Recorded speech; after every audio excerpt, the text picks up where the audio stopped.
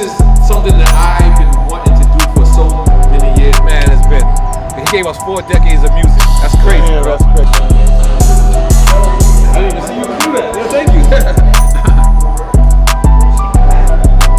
No. Yeah.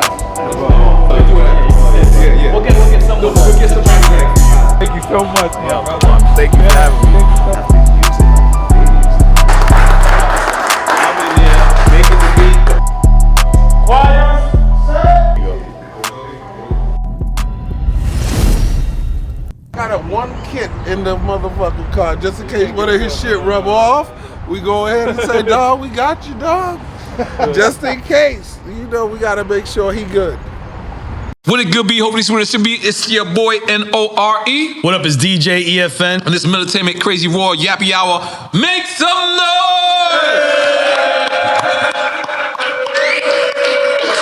When I tell you, this man is an icon, this man is a legend, this man has shaped, he has made so many babies throughout this world because the music that they was making babies to, he was making it for you. For decades and decades and decades. They said he grabbed a guitar at 3 years old and was making beats then. I'm making that part up. This man is a legend.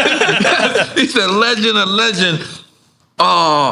From all the icons that he's worked with, and this is something that I've been wanting to do for so many years. When we started this show, we said that we wanted to give people that paved the way before us. And this is a legend. This is a real icon. This is a person that when you look up, I'm sorry to say it, but when you look up music, his picture shit is gonna be right there. Music, not black music, not hip hop, not R&B, music, period. This man has done the wave. He's the reason why most of us is here. And we won't give you your flowers today. We want to show you how much you mean to us. And in case you don't know who we're talking about, the one, the only, the impeccable motherfucking Teddy Riley.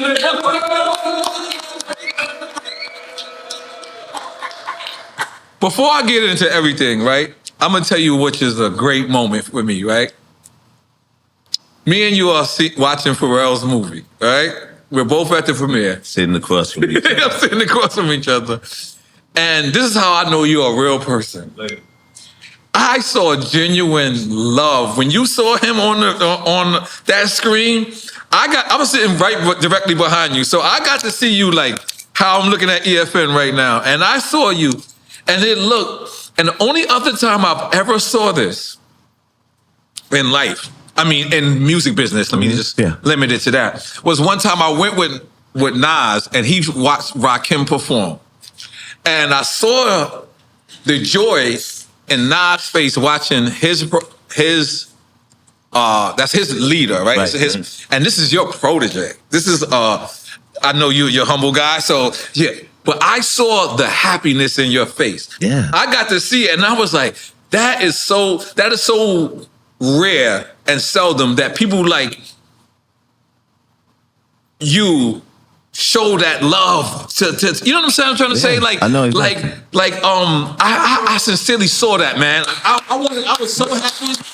Well, I'm always forever proud. And then I remember me talking to you, and I was like, I didn't know what the fuck I was doing in this movie, and you said, me neither. Yeah, we didn't. It was 5 years before.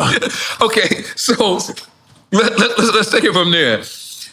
Did you know this was a Lego movie? Because I didn't know till I was in there.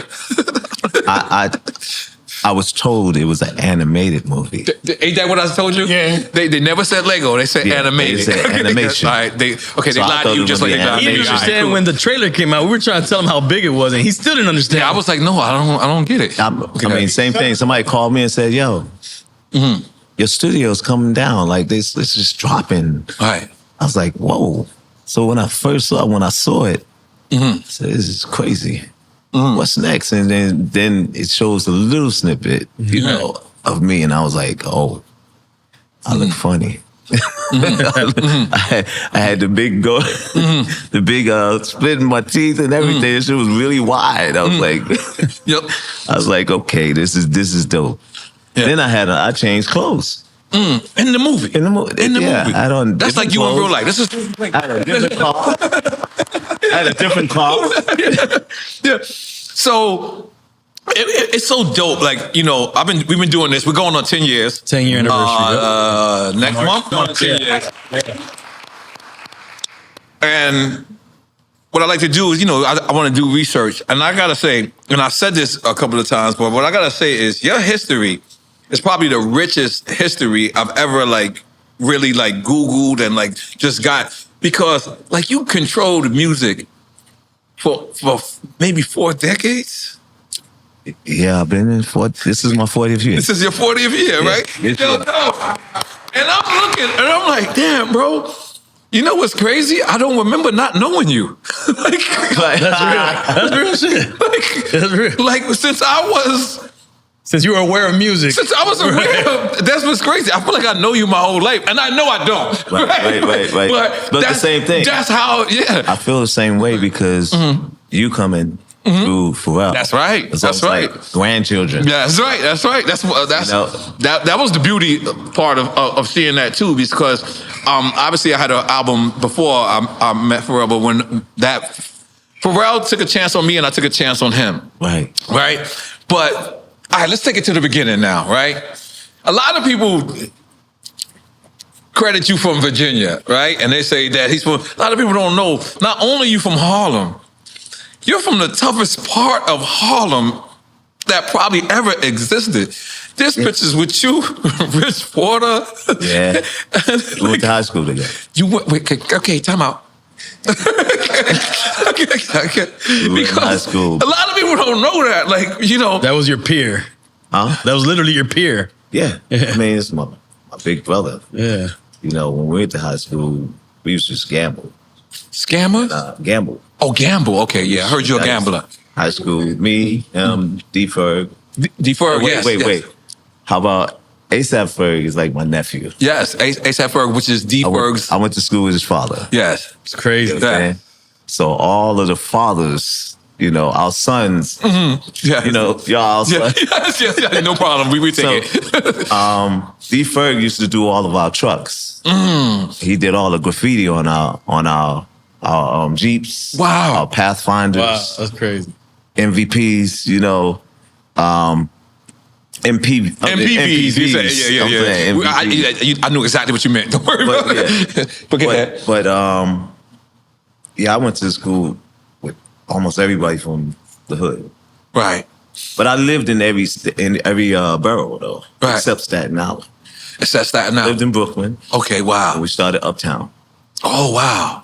I lived in Queens, Wow. but not long. Okay. I lived in the Bronx when I moved from the projects. That was the first place I moved was Riverdale. Okay, yeah, Riverdale. And we got to some problems up there. Yeah, that's before they had a Starbucks. Now they got a Starbucks Wait. out there. Yeah. Okay. And then I moved to Jersey in Biggie's old house. In Great Neck. Right. Okay. Yeah. So how does because I wanna stay there for a second. People know who Rich Porter and like Alpo is now, right? Mm-hmm. Were you ever felt like you were in like danger or like just being around them, or they were just irregular? That's my guys. Yep. Alpo, last time I seen Alpo, I was it's 2019. I gave So when he came concert home? at the Apollo. Okay.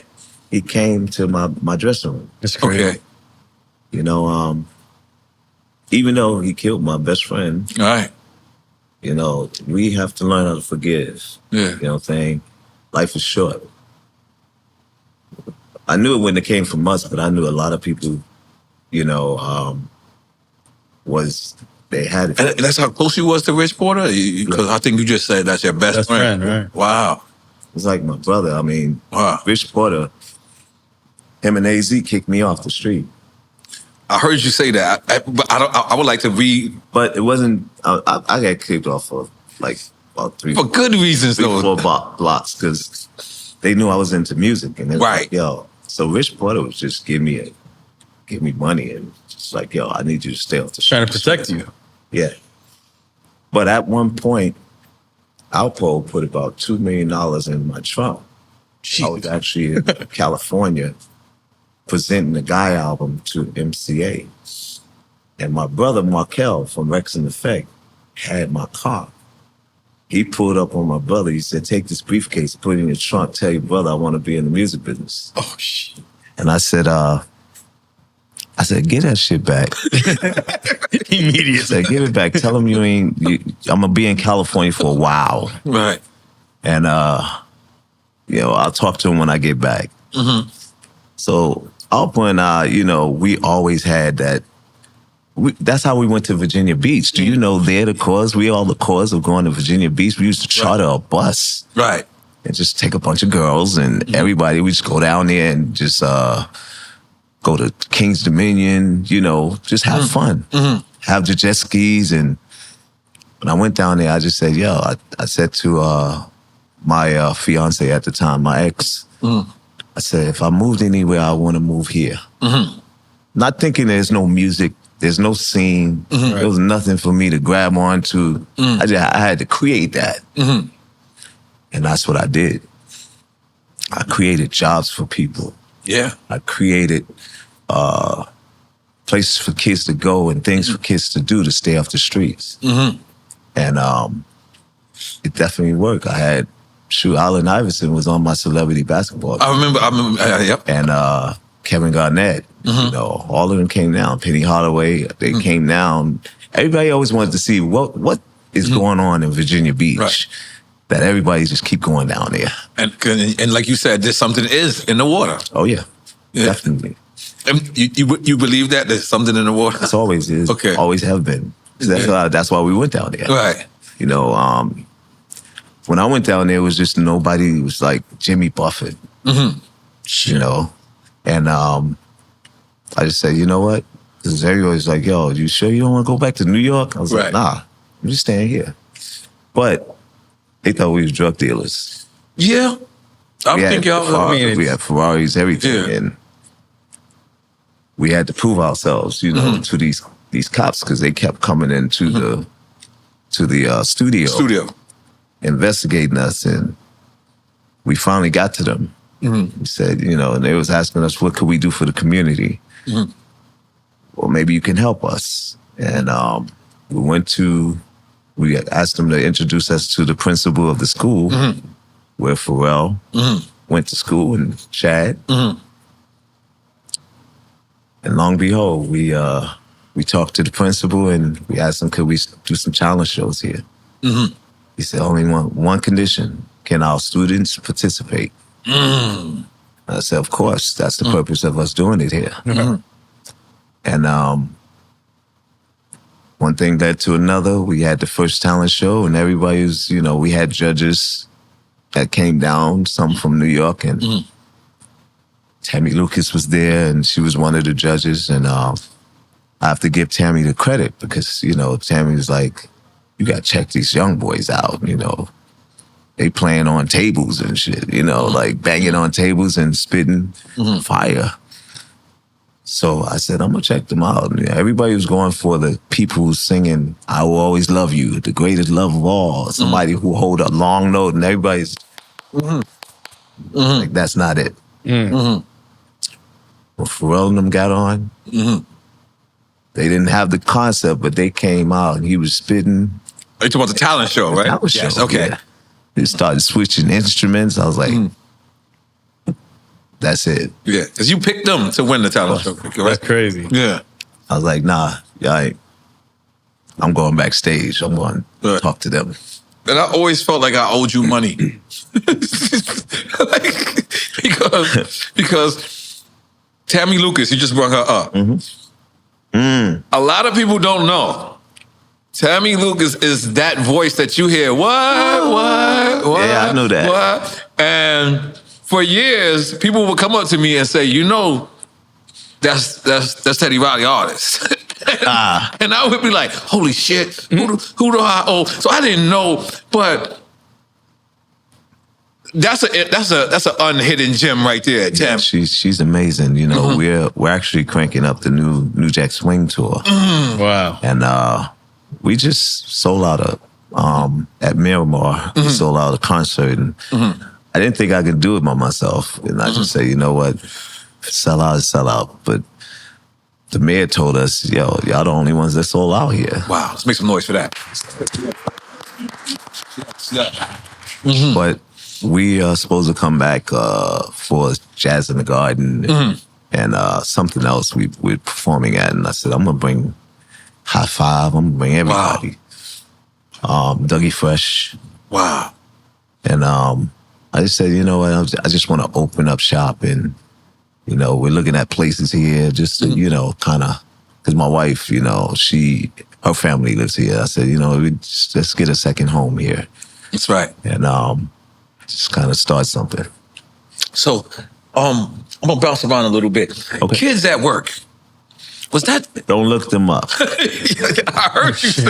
I specifically heard you in an interview, and you said, "Do not look that up." And I had So to. then you look them up. And you brought it up too. I had to, and I'm like, "Holy shit!" For people who starting out, right? He makes fun of me all the time. My first MC name was MC Yahoo with the Balder Bean. so Kids at Work is better. But let's take us to those days. What was that you guys to form that group? Actually, it was Tammy Gatlin. Okay, wow. The original member of Guy. Okay, wow. And the other cat is our big brother, Clarell, who's now, he's like one of the most sorted out vocal coach. He works with a lot of singers. And we all still doing our things, but Tammy Gatlin was the one who I started Kids at Work with. You know, and we did a record, we did an album. Didn't do nothing. So that's what made me just quit doing R&B. So I was doing rap records. Right. I did Kumo D, Dougie Fresh, Yeah, it's crazy. Spoonie G, the WAP Dance, the Anthem, Rap's New Generation, which has been. And then you said you sampled started so rolling many dice, times. so dice got you back into R&B. Yeah, Okay. with Keith Sweat, you know. With Keith Sweat, yeah. That's what got me back into doing R&B. And first record I did was I Wanna, and I just said, you know what, this is I'm gonna make something out of this. Great. See how that shit just jumped out of me? I'm sorry. Nah, it's all good. It just hit me. I'm sorry. It's all good. But that's where my music just started evolving.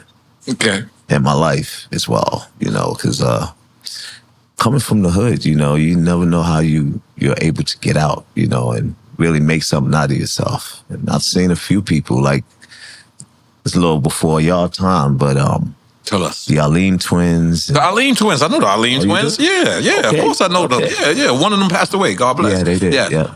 Yeah. Leroy Burgess. Yeah. All those cats, they all from Harlem.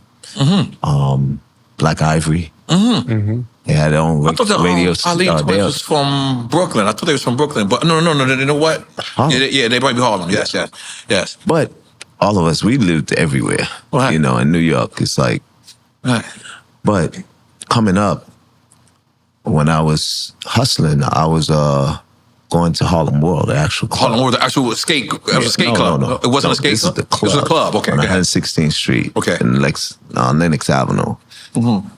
I used to go and see all of the rappers, like, you know, Furious 5, Crash Crew, Busy B. I was at the battle when You're on the ground Kumo level D- of it all. Huh? You're on the ground level of it all. Yeah, I was at when Kumo D was battling Busy B. Yeah. LL Cool J, everybody was there. And sitting through that, being a fan, never thought I would be working with all of them. It's like surreal. And that's my thought pattern of like, that. Will I ever make it out of Harlem? So all I wanted was my records to play on the radio. I didn't even think about money. I just thought about, I need to get my music out there. And it got out there more than I thought it would. Right. You know, because one record led to another, and, you know, radio stations started really taking a, you know, taking a liking to my music. So when I started R&B with Keith Sweat, you heard of Frankie Crocker. Of course we did. So I don't want to say names and you be like, yo, I was too young. No, But say the names anyway. Yes, Frankie yes. Crocker. If we don't know, we need to dig in the crates. Yeah. Frankie Crocker was the one that broke I Wanna. Frankie Crocker was the guy on the radio station, correct? Yeah, yes. he was like back then the most paid radio guy. Right. Like, for lack of a better term, probably what we He was the star of Funk radio. Flex. Like, Yeah. okay. There you go. Okay. So Frankie, he debuted I Wanna, and it was on Jam It or Slam It. Mm-hmm. And everybody slammed it. Slam It is the bad one. That's the bad one. Okay. Okay. So Frankie took it upon himself, to go against the grain and say, y'all may slam this record, Right. but I'm going to jam this record because y'all don't understand. This is the new wave. And when he did that, I felt like Robert Townsend on what's that movie where he's like, they playing it on the radio, Mom. I know that movie. So, go ahead. was it, good God, not Five Heartbeats, right? No, it wasn't the five. Oh, you know what? Okay, I don't remember. Like, But that's how I felt, And my mother was there with me, and it's like we hearing the record on the radio. But before all of that, my mother made me do the poor man copyright. The mailing? Yeah. So I mailed the tape To yourself. back to myself. Yeah. Okay. Yeah, that's copyright. Yeah, that's Yeah, the it's poor the man. poor man. They call it the poor man. That's what it's called? With Damn. The, I didn't know. The So, postmark is when what I makes did it a that, copyright. She was like, because when she first heard it, she didn't know what it was, but she was like, "This sound good." I used to always get, how you say, bothered by the neighbors, because I was making a lot of noise. A lot of noise, yes, of course. And then, like I said, when it started evolving, then everybody started like, yo, he's going to make it out of the projects. So everybody became fans and supportive. So that's where I raised you. Yes, that's right. God damn it, you did. Hold on. We got to go back to, because I feel like we're going to skip forward. Yeah, Okay. we jumping When- around. Yeah, we jumping around. Yeah. I'm so happy. I'm happy. I'm sorry. And there's so many I can't iconic hold it. records, but going back to these early hip hop records that you were involved in, like The Show, Yeah, yo, that's crazy. can you give us like a breakdown of how that comes about? Yeah. So the show basically came about. Me and Dougie Fresh went to the same high school. And actually, we got kicked out of 3 high schools before ending up at the same high school. And We don't know this version of And then Dougie Fresh? Like, yeah, like, we don't see you being like that guy getting kicked out of high school. Like, so, you had a days? It's okay. I got kicked out because got into a fight. And when I got into a fight, I threw one blow and everybody threw all the blows. D-Ferg, everybody. okay, all right. See, D-Ferg's sister, Kim, everybody was just on this guy because he kind of snitched on me. You know how we yeah. throw the how you say, the eraser, the chalkboard eraser yeah. at the teacher. So I threw the chalkboard, the eraser, and next thing you know, everybody was laughing, and the dude was like, he did it. I was like, we'll see you after school. And then the dude, when he got hit, about 4 or 5, everybody just went on him, and his whole front was gone because he went straight into the fire hydrant. Oh, damn. Next day I got to school, they took me straight to the office. And it's like, Mr. Rowley, you expelled. We're evaluating, you being here, and it looks like you're getting kicked out. So I got kicked out and went to West Side. Okay. West Side High. West Side. Okay.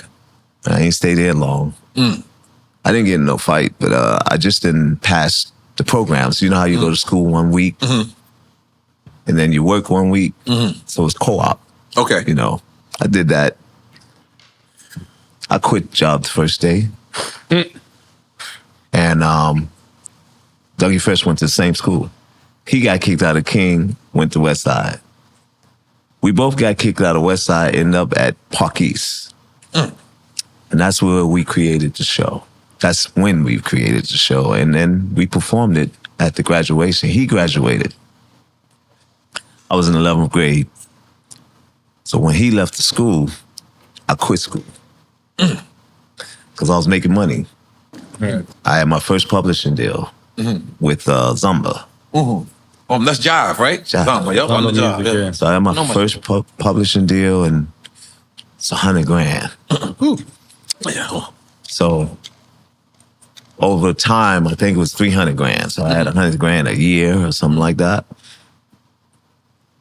I'm 18 years old. Right. Yeah, that's Took that home to my mom, and The $100,000 or the $300,000? the $100,000. I told her, you know, we got. Mama love, She like, got made it, right? quit her job. Yeah, you know? yeah. I made it. She was like, "Nah, we ain't quitting. Oh, yeah. You got to make 10 more of those." wow. Let's make some noise. It's real.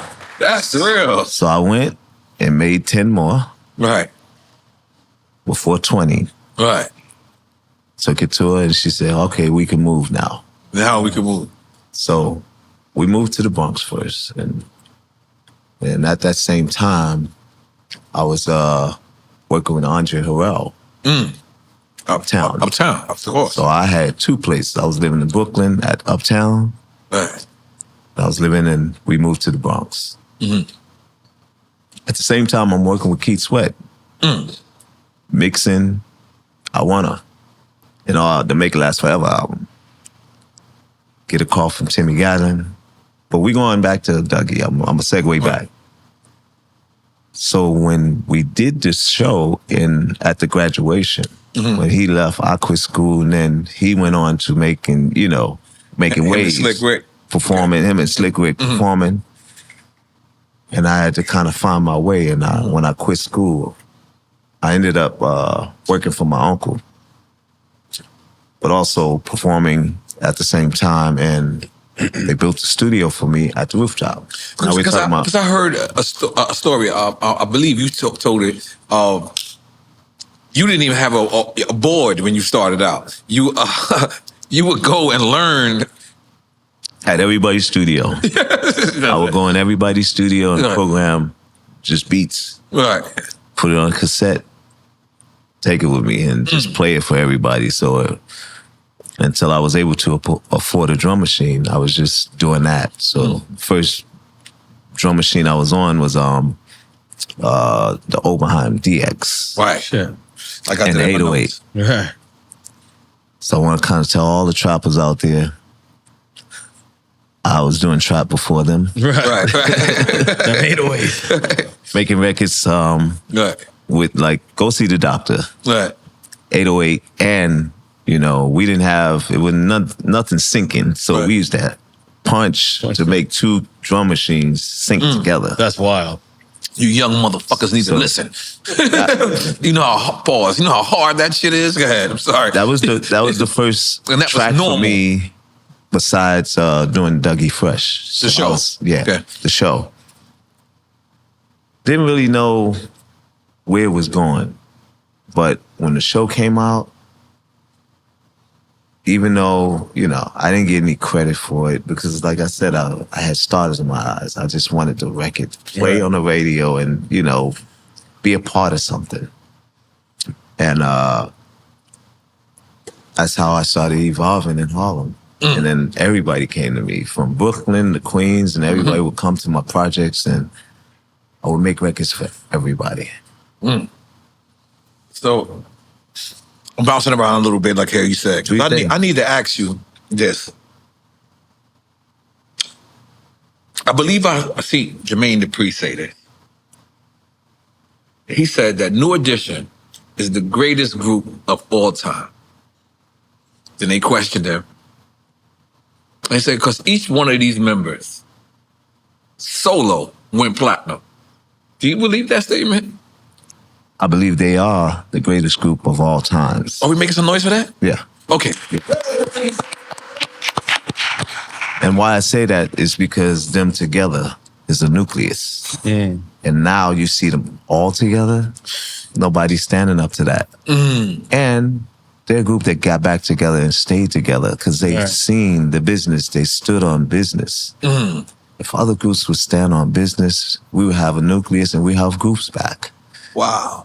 Right now it's a recession of groups. Yeah. Now we're leaning on the legends. Wow.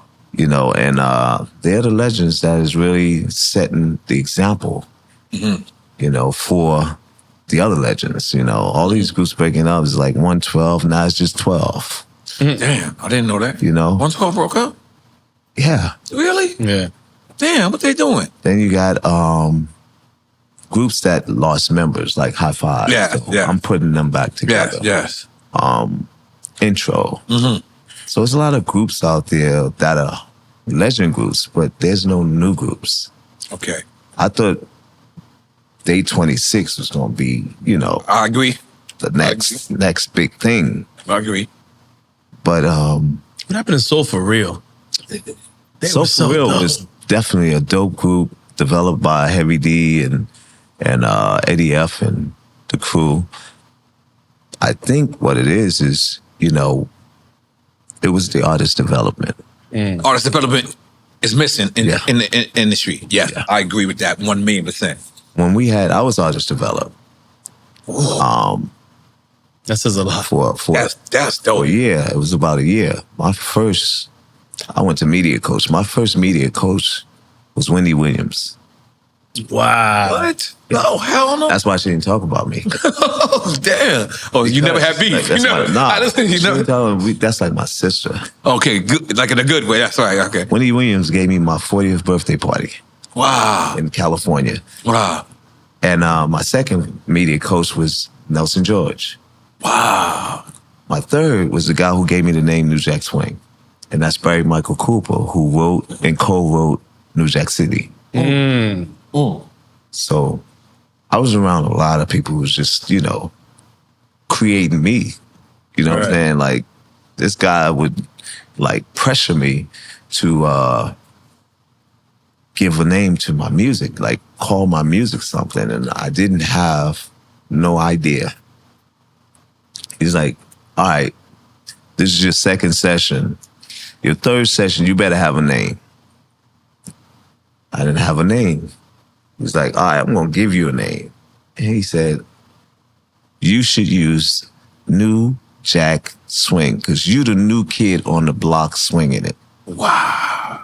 And that's how I got the name New Jack Swing. Wow. He said, run with it. You'll thank me later. Yeah, He's in my book too. It's crazy. A whole genre was that. Let me tell you something. You birthed the genre. And still today, Right. you know, technically a lot of people don't know they're doing New Jack Swing. Right. Yeah. It's all fusion. No, Fusing music.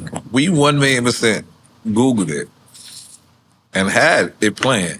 And we didn't realize how many records you did. We were doubting. It was like, wait a minute. He couldn't have did that too. Do you understand how many records? Do you understand how many lives you changed? Like, we're all sitting here just amazed. Like, all of us. Come on, let's just keep it real. Like, we've been doing this. This is my crew, and we sitting here. We were so... I believe you are our first guest that came a little late, and we was like, we do not care. Whenever he shows up, we're cool with it. But do you understand how many lives you changed through this? And I'm not even getting to Bobby. I'm not even getting to Michael yet. I'm just getting into you and your group. For me, I don't dwell on my past. All right. I don't dwell on my past. I try to forget about it so I can keep going. Right. It's almost like I'm almost famous. Right. You know, and that's how I go every day. I just think about that. Okay. What was, it was. What it is now, it matters. Right. You know, if I can change and continue changing lives, that's what matters for me.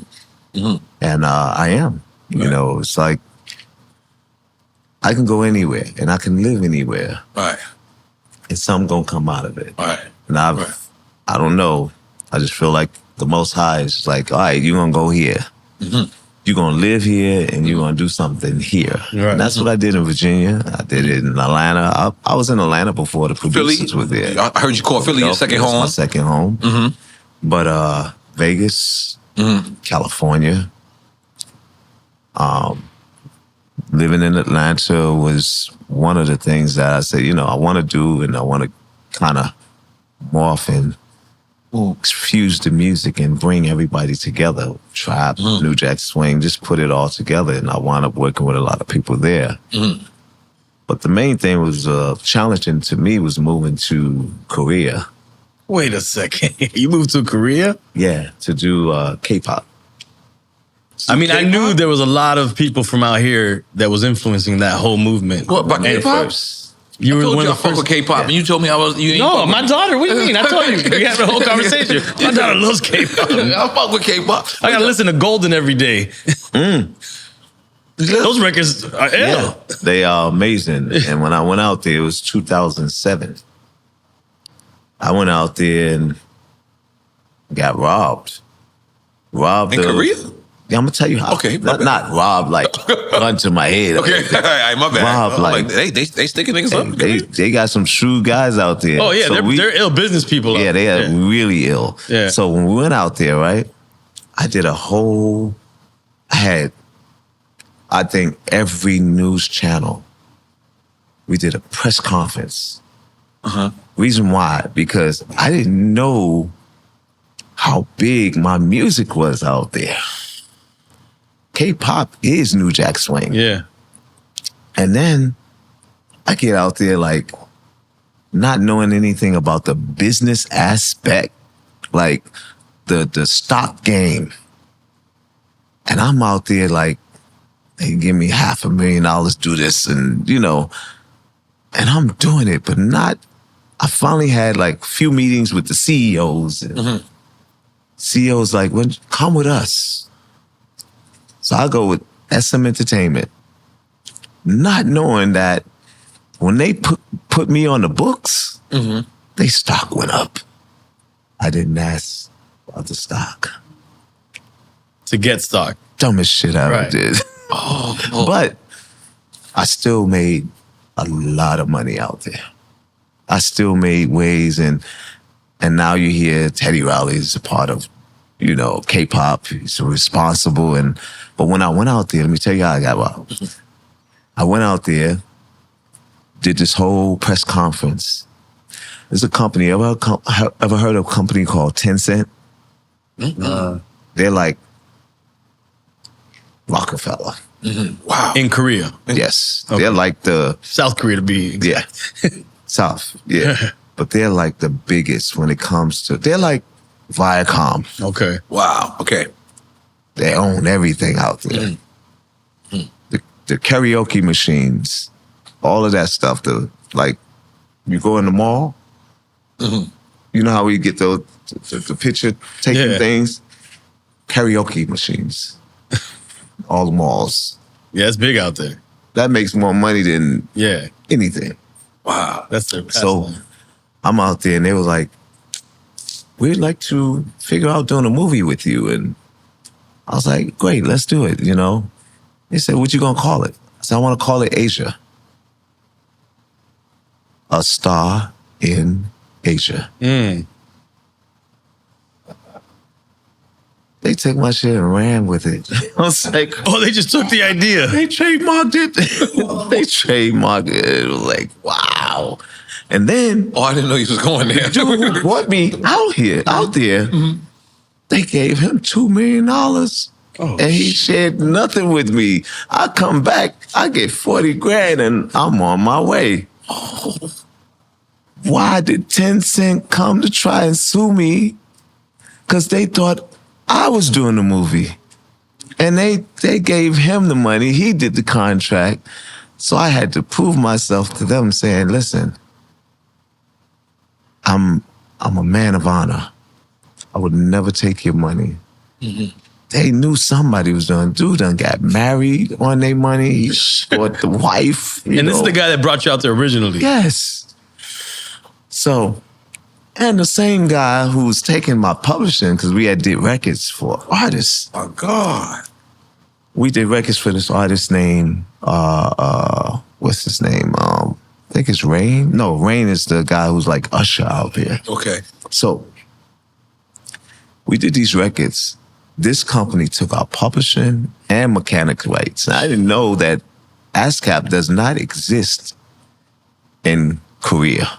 They have their own Right. So you have to go with mechanical their rights company. Right, You you gotta gotta go go with through their that. company. It's Yeah. called Compca. Oh. And these guys was publishing our songs and copyrighting our songs. You went through under- Korean music boot camp. Check this out. We had already went there, came back, and me and my guys, we did these records for them. They paid us nice money and everything, right? We was like, yo, where's our residuals? Like, what we... It's like, yo, let's go back. I said, yo, we ain't going back to start no trouble. So we're going to go back and say it's not fair, and hopefully we'll meet somebody who can help us. And that's how we met SM Entertainment. And they helped us get every publishing, mechanical rights, and all of our rights back. Wow. On a condition of me staying for 2 weeks to do some music with their artists. Okay. 2 weeks turned into 2 months. 2 months turned into 2 years. Living in Korea. It's like, we enjoy your music. Can you stay? We'll get you a house. We'll get you. They got us a building. Wow. We built the studios in the building. And we were there for 2 years. Let me find out you speak Korean now. I was about to ask. Not at all. Yo, I was translating. Oh, now they got the thanks to Bad Bunny. Kamsa. Yeah. Now they got the you talking and you can talk right back. They Yeah. sure do. That's right. And I was, I had my translator in my phone, and that's how I got around. And I didn't have to go in too many places because I stayed in the studio. I live in the studio. Okay. So when I was out there, I had no relationships. I was in that studio, and they thought I was a Martian because I would be in that studio from 10 to 10 in the morning. They would be coming into work. He's like, he's still here. So they built me a bedroom in the actual office. God damn it. Wow. That's hard. So it's safe to say that you opened those doors for a lot of people over here too. Well, they were doing what they're doing anyway. Right. But there's a lot of collaboration. Open up the door for it to be introduced. Now I can't say that because you had what's my guy? Jay Park. Is it Jay Park? He was doing it. He came over here. Right. But I went over there. Right. And when I went over there, it was just I was working with every group. We had over 5, 6 #1 records. And we placed over 40 songs. So I was pretty much living comfortable out there. And my mind was kind of learning the culture, just kind of getting together while the record business over here was getting it together because it was a recession. Right. Wait, what years is this exactly around? 2000. When I went over there to live, it was 2010 to 2012. Right. And Yeah, that's when we had the whole real estate crash out here, right? That's when the system. Yeah. and then That's what streaming is introduced, kinda. Okay. Napster and all of that. Right. But Yep. then when I came back was when Heavy D passed away. Oh, wow. Oh, God And that's bless. what made me say, I'm coming back to America. God bless. I moved to Atlanta, then asked my sister, just find me a place. It's like, where you want to live? Gated community? I said, no, I want to live next to you. So they found me a place, and I lived there for a little while and kind of outgrown it and moved into a house, big house, and stayed down there for a while. Atlanta. Yeah. Okay. How do you feel like was there a culture shock living out there? I'm assuming that's your first time living outside of the States. Was it? Nah. No? I lived in London. Oh, okay. Well, I lived in London my early years when I was working with Kool Mo D and Billy Ocean. get the fuck We did out of all like Go See the Doctor, How You Like Me Now, those Right. records. We did in London. We did at Battery Studios. 'Cause I think Jive Records We don't realize how much of those records were made. You heard overseas. it was at Battery Studios. I didn't know Battery Studios was located in London. Yeah, they at have first. one in London and one in New York. Yeah, but I didn't hold it. So, damn, that's fucking me up. So that's where you and Kumo D recorded that? Every How you year. like? We did first album, second album, then Yeah, that's legendary. I see, because I can't fathom this. Because So I lived there, like we would spend 3 to maybe 6 months. But that wasn't much of a culture shock being in London versus here. Yes, it was. Let me tell you why. Yeah, hell yeah. Driving on the wrong side. Oh, Yeah.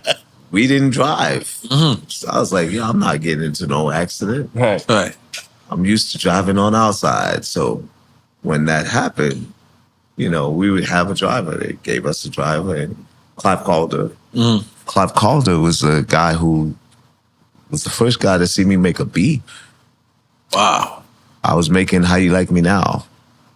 And when he came in the room, he was behind this dark, you know, tinted glass, watching me. what machine were you using? I was using the MP because they had one there. Oh, great. Wasn't mine. No, it wasn't the MP. I'm about to say. It wasn't the MP. It was the Oberheim, the DX. Okay. And no, Was it MP? it was I can't imagine MP back. I had a sampler, The SP, no? Was it? SP 1200. That's what it, yeah, that had, yeah. But it was theirs. I ain't had no drum machine. Couldn't afford one. So I was banging out on everybody's joint, you know. But when I was there, they had every drum machine, and Right. I made that record. He was just watching. I seen his head just going. And then he walked in the room. And he called me another name. Kumo D? No, Clive Calder. Oh, okay. The CEO. Because I keep looking at his Jive. glasses, and I'm looking at no. his glass. He's trying to imitate Trying to be Kumo D Kumo with D. no glasses. Yeah. I keep looking at Kumo Lee. Yeah, Kumo Lee. Yeah, Kumo got the Lee. shades on. Yeah. My bad. He was Okay. calling me. My bad. Go ahead. Kumo Lee. What Go did he ahead. call you? He called me my partner. My partner name is LaVeba. Right. And he said, LaVeba. I said, no. He said, what is your name? I said, I'm Teddy Riley. Right. He said, Teddy Riley? Teddy Rowley. Kind of sounds Yeah. bourgeoisie.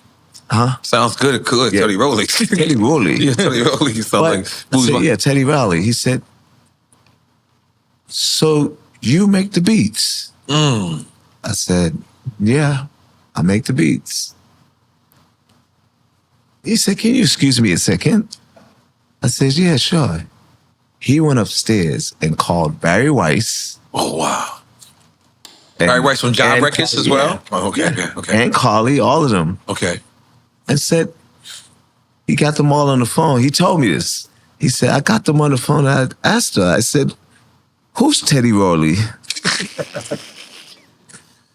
And I guess the answer is Teddy Riley is one of the guys, you know, he works with them. He works with Kumo D. He said, did you guys know he makes the beats? And he's like, nobody, it was crickets. And he said, I told them, if you guys, when he comes back to the States, if you don't have him in that office making a deal, somebody's getting fired. And I had a meeting with him. I went down there by myself. I didn't have no lawyer, no nothing. It's my first meeting with him, and that was how I got my first $100,000 Wow. to Zamba, and that was my first publishing deal. God damn it. That's wild. Let's make some noise for you want to do a quick time of slime, but you got to explain the Yeah, let's do it. Okay. Let's get a designated drinker. Okay, yeah, because you don't have to drink.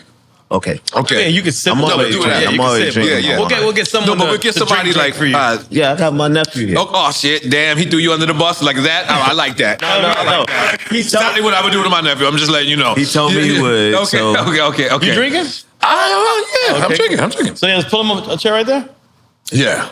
So we're gonna ask him, And can you break down the game? So this is our drinking game. Okay. Okay. And we're gonna give you two choices. If you pick one, we don't drink.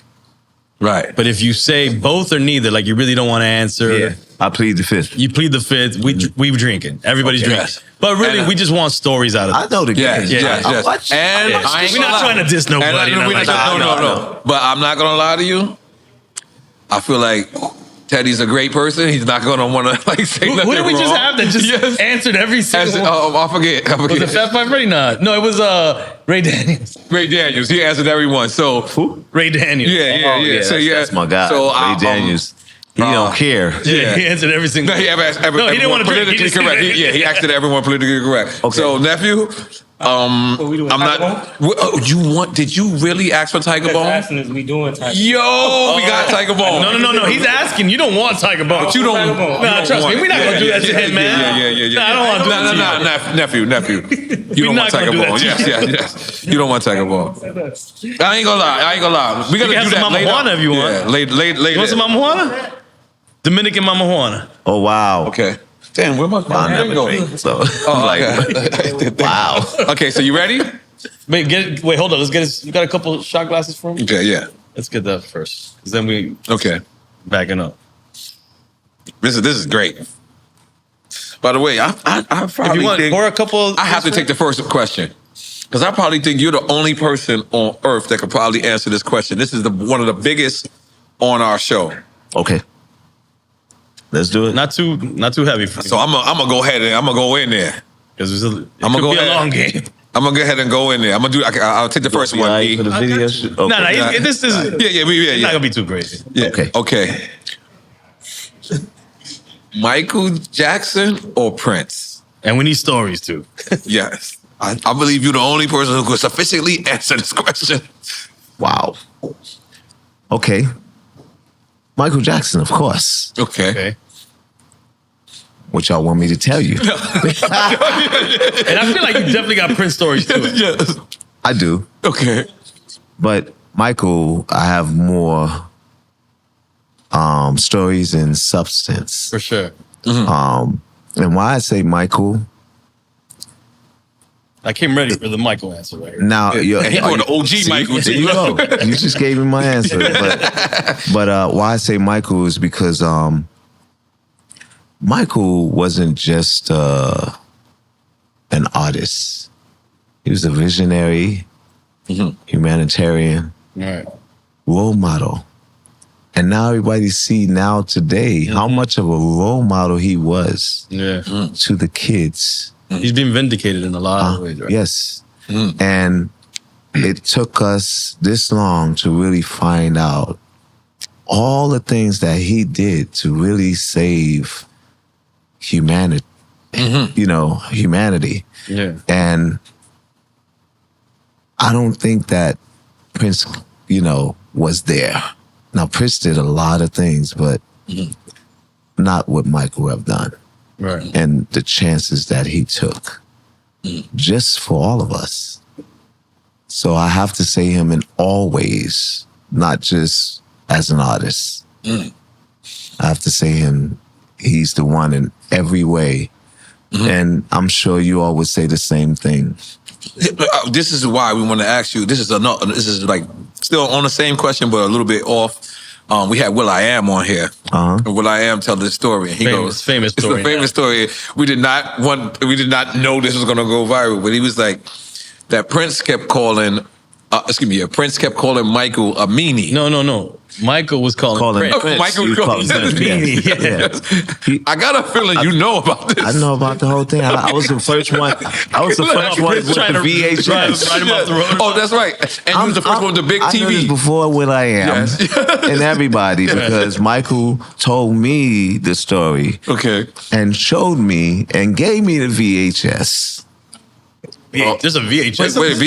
I Yeah. thought you were talking about your TV because I heard Michael The gave you a TV. VH No, that's another thing. another I'm story. talking about Shit, I'm lost. Okay, wait a the minute. James Brown concert. Okay. I was the first one with it Yeah, they spoke about this on the. from Michael. Before anybody even thought about it, Right. Michael told me everything. He said, it's Can I tell you about the time that Prince tried to run us off the road, me and my family? I was like, yes, tell me. I ain't saying it that way. I was like, what happened? He's like, yeah, it's going to, no, can I show it to you? I was like, sure. What you gonna show me? He said, "This is crazy." He said, I'm gonna show you. Look. He took the thing, he put it in, he pushed the VHS in. He said, after this, you can have it. Oh, shit. I have copies. I was like, okay. So he showed me it. He sat back. He's like, everybody,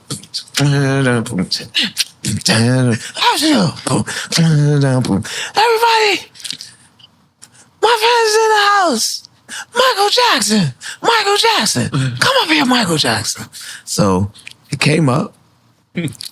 Michael came up. He just like gave him a hug, did his thing. Right. Then he just killed it. Mm-hmm. Did the moonwalk, everything. Mm-hmm. And James was just like, wow, look at the boy go. Right? So That's Michael co-signing it. then, yeah. Yeah, go ahead. So Michael said, after he did his thing, everybody went nuts. Michael went and whispered in James Brown's ear and said, Prince is in the audience. He said, what? Prince is in the audience. Oh, I got somebody else out in the audience. He's a new artist. He said, Prince is in the audience. And Prince came up. And he was on the bodyguard's shoulder, on his back. Came up and everybody's like, first of all, you could have walked up there, but Prince, he could have walked up there. It would have been better received. Because everybody now is like, who's this mother sucker? But this is before Instagram, though. This is way before. This is way before Instagram. You got a VHS of this. Yeah, but that's an This is Instagram moment. Let's go. VHS. Yeah, VHS. So Prince come up, bodyguard bring him on the stage. He goes his post, and Prince borrows the guitar from the guitar player. But he took his glove off. He threw it in the crowd. They threw it back at him. Oh, shit. That was the first. And then he borrowed the guitar. Now, the guitar don't have no distortion because it wasn't rock music. It was James Brown music. So Prince was playing and he hit the note, They play. Not Purple Rain. So he went. No, he wanted it to keep. He wanted it to going. scream. Right. And it didn't scream. He tried something else. Then he said, all right, let me just bust a move on you.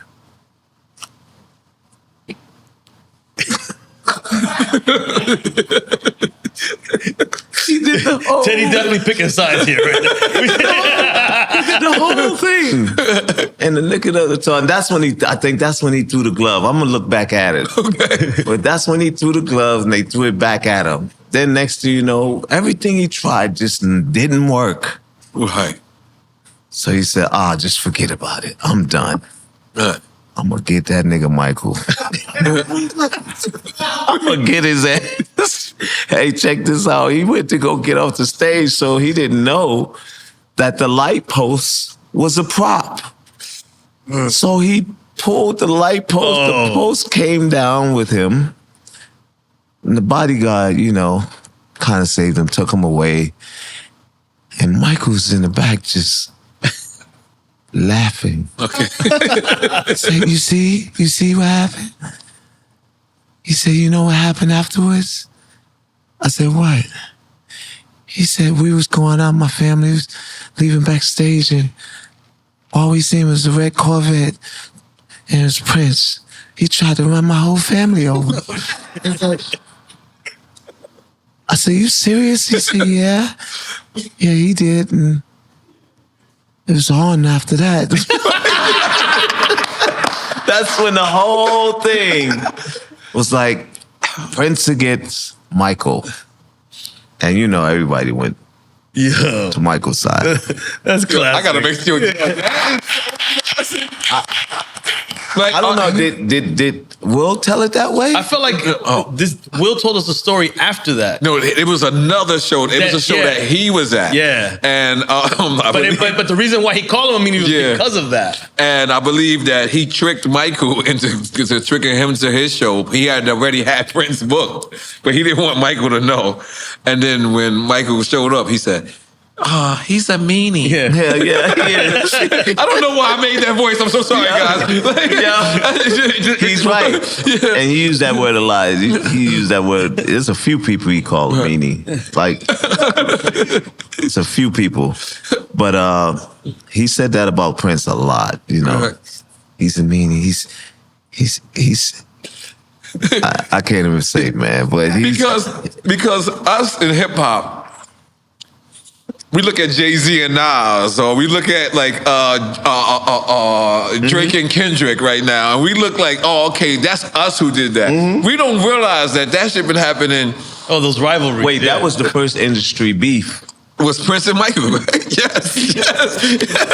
And then us. Yes. Y'all and Choco Quest. And shit, New Edition. Damn, I forgot. He thought you was going to Rex and Effects. I was going to Rex and Effects. That was the second. That was the second. That was wild.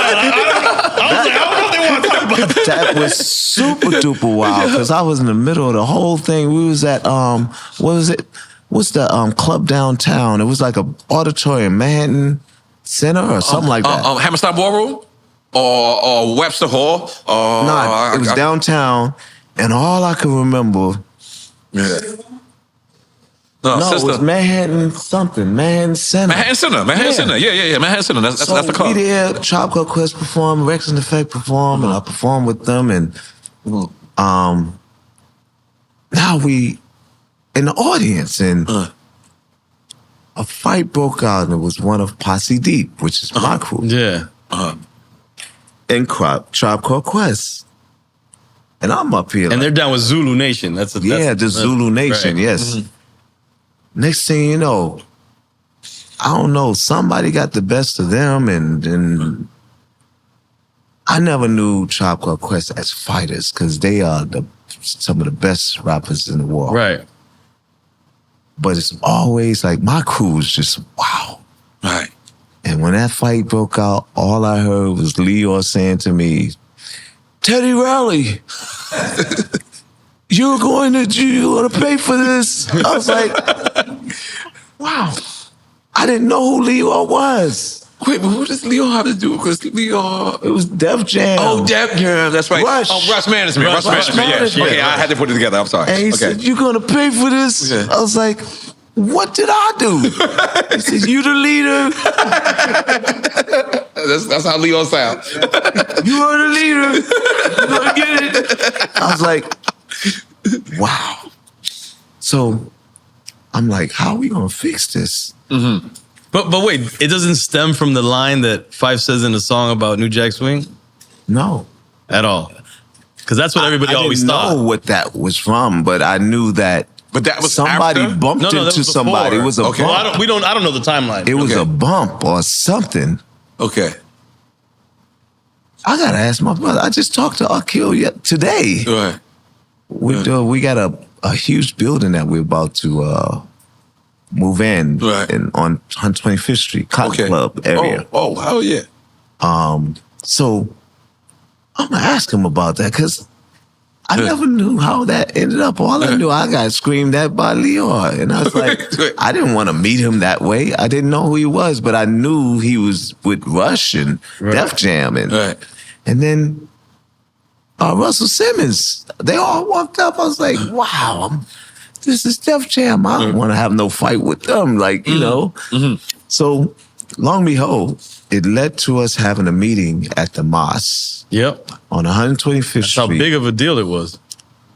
And then the mosque or law school in Mecca? My crew went to jail because everybody had guns. Wasn't ready. And wait, what? Everybody had guns, and I didn't go because I was like, if I go, it's gonna be a problem. Now, So now I this didn't go. is still with your affiliation with Alpo and them? No. No, so it's not. We No. cannot say that. Not them. Nah, they didn't get involved. You've been involved with a lot of gangsters. But imagine as regular fans seeing this play out. Not for nothing. We didn't think of Rex and Effects as necessarily on some thug shit and Nope. Tribe Called Quest. And we not on didn't some thug- like, yeah. So to see it, Yeah. we were like, We were yo, very this is confused. We were wild. very- yeah. Now I understood the Zulu Nation aspect of it, and then we started reading more into who was behind Rex and Effects and the crew y'all had, Right. and then we saw how it was gonna get a little nasty. Wow. I think Wow. we started out Damn. the Bloods and the Crips in Yeah, the yeah. projects. Damn. It's. I mean, while y'all wear red right now, saying went that's so wild, right? Look, say y'all wear red. Me too. Y'all look hella affiliated right now. Damn, bro. But when it all happened, shout outs because y'all know Uncle Mike Conception. It's like my uncle. No, I And did. he's the I heard one- you say that is your uncle, Yeah. Mike Conception. Yeah. Well, you might as well say, man, Right. we Right. done a whole lot. You know, I kind of. He always say I saved him from, you know, getting killed. Oh wow. You know, Wow. and he had a meeting in New York with the Crips and the Bloods, and he told them, "Yo, if it wasn't for Teddy Riley, he saved my life." And I got calls from everybody like, "Yo, you saved Mike Conception's life." I Right. said, "No, we just took a very lot of serious guy. business," and you know, he basically helped me, you know, with sharing my business. He was a part of me working with Michael, Wow. him, the Black Godfather, Wow. and Quincy Jones. Wait, he's the one that did All in the Same Gang? Yeah. Right. Yeah, that's what. Yep. Right. So yeah, That's I Mike Conception. always, you know, give flowers where it due. Right.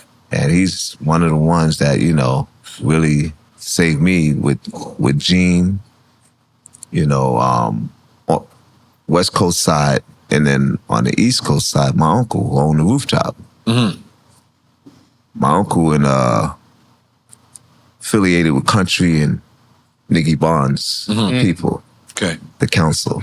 You heard of the council, right? Yeah. My oldest brother was a part of the council. Wow. So when I left Gene and broke up with Gene in 89, I know we're jumping all over the place. No, it's When okay. I No, left no, We Gene enjoying this. Yeah. 89, because we got to get back to the game. Yeah, I like we this good. game. Yeah. So I like I'm in. this I'm game. in. Oh yeah, we got it. I We was ready. We tested ready. Yeah. yesterday Yeah. by Yeah. somebody else. Okay. Asking the same thing. Okay. Oh, we So, ready. but when I left Gene 89, it was because of my mother. You know, my mother was like, if you don't leave him, I'm going back to the projects. And I wasn't having that. So when I left him, there was a contract on my life. Oh wow. And people were hearing about it, you know, watch out for Gene or watch out. So, of course, I have my family and I have an incredible team. Right. And then I have the brothers, you know, from the Moss. In fact, he was actually 86 from the Moss, you know, because of me. Okay. So when all of that happened, my uncle took it upon himself, got with Nicky's people, and Country was the one who bought Gene because, you know, he kind of had a hold on Gene. So he went, I don't know if you're familiar with, there's a place that the Italians own in Harlem called the Flash Bar. Okay. No, I wasn't familiar. It's the only bar. You know, most of the homes in the projects and the buildings are brown and, you know, beige. And Right. this was the only red spot. And why they have it red? Because some people don't leave it. They die in there. Almost like rails. Let me not put that on rails. Go ahead. But Yeah. they called a meeting with Gene at the Flash Bar. And when they called that meeting, my uncle called me. He said, "You gonna go in here, and if you flinch or you don't feel good about this, you gonna leave. We gonna stay, and he's not coming out of here." And I was like, okay, I'm gonna follow the plan. And I'll tell you about Alpo too. So I followed the plan, and my uncle started the conversation. He said, what is this? You have a contract out on my nephew. And Gene kind of just said, I don't have a contract. You know, maybe somebody else that, you know, care about me and, you know, felt like, you know, he did me wrong. But they don't know. But if it's something that I can control, I'm going to control it because he's like my son. He actually was my godfather. So when that happened, I said to my uncle, we good. Right. He said, all right, you go ahead. I said, let me speak to you. He came and he said, what you want? I said, don't do anything. To your uncle, you saying that? No, to Gene. I said that to my uncle. Don't do anything to Gene. Okay. Don't do nothing. I believe him. Because sometimes it could be your crew. Yep. Yeah. Just like Posse Deep. Right. I didn't do nothing with Child Called Quest, but Posse Deep got into it. But it looks like I'm the leader. Right. Because it is my crew. That's what Leo said. So, and they were signed to me, so it looks like me. So I believed him, and long behold, years later, Gene Griffin and I got back together. Wow. As father and son, godfather and son. Wow. And before he passed, you know, I got to, you know, take him out of the home because he had dementia. Yeah, okay. So I got to take him out of the home. And in fact, that's a chapter in my book. Part in the book. About forgiveness. I feel like if you don't have forgiveness in your heart, you'll never leave this earth complete. So I always believe in, you know, completion. So that's what happened with that. But let me tell you something else that Alpo said on the radio. Go ahead. He's like, yeah,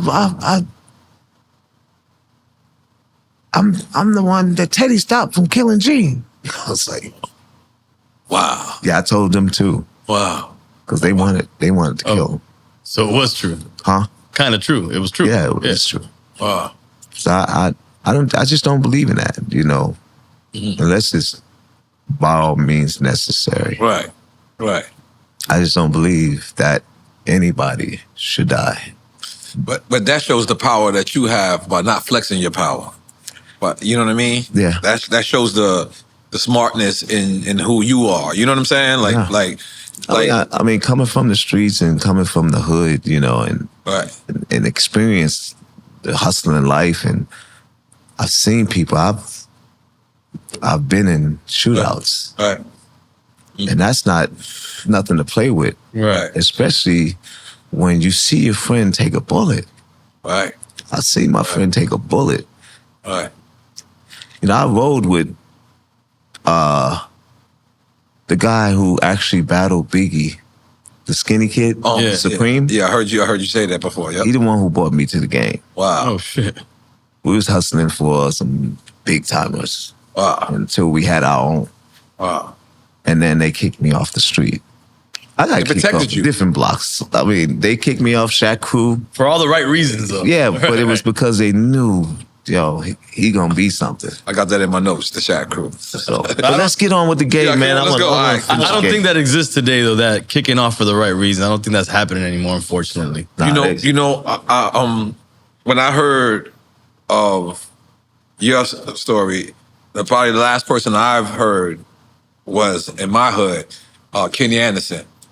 Like the drug dealers just protected him. The drug dealers knew that he was gonna go, and they took him right off the streets and was just like, "Yo, I don't think he could." He was Kenny. I'm sorry if I'm blowing this up, but I don't even think he was allowed outside. Not in like a bad way, but in a way was like, "Yo, we see you have a better life ahead of you, so we're gonna protect that." And Allen Iverson was in that. Allen Iverson was, but that was because he used to play ball for my celebrity team. Yep, I believe they protected him the same way. Yes, you know, and he had some real people around him. Newport News and Norfolk, everybody was behind him. Yep. You know, even myself. You know, it's like he was the guy coming out of Virginia. It's like everybody was being birthed out of Virginia.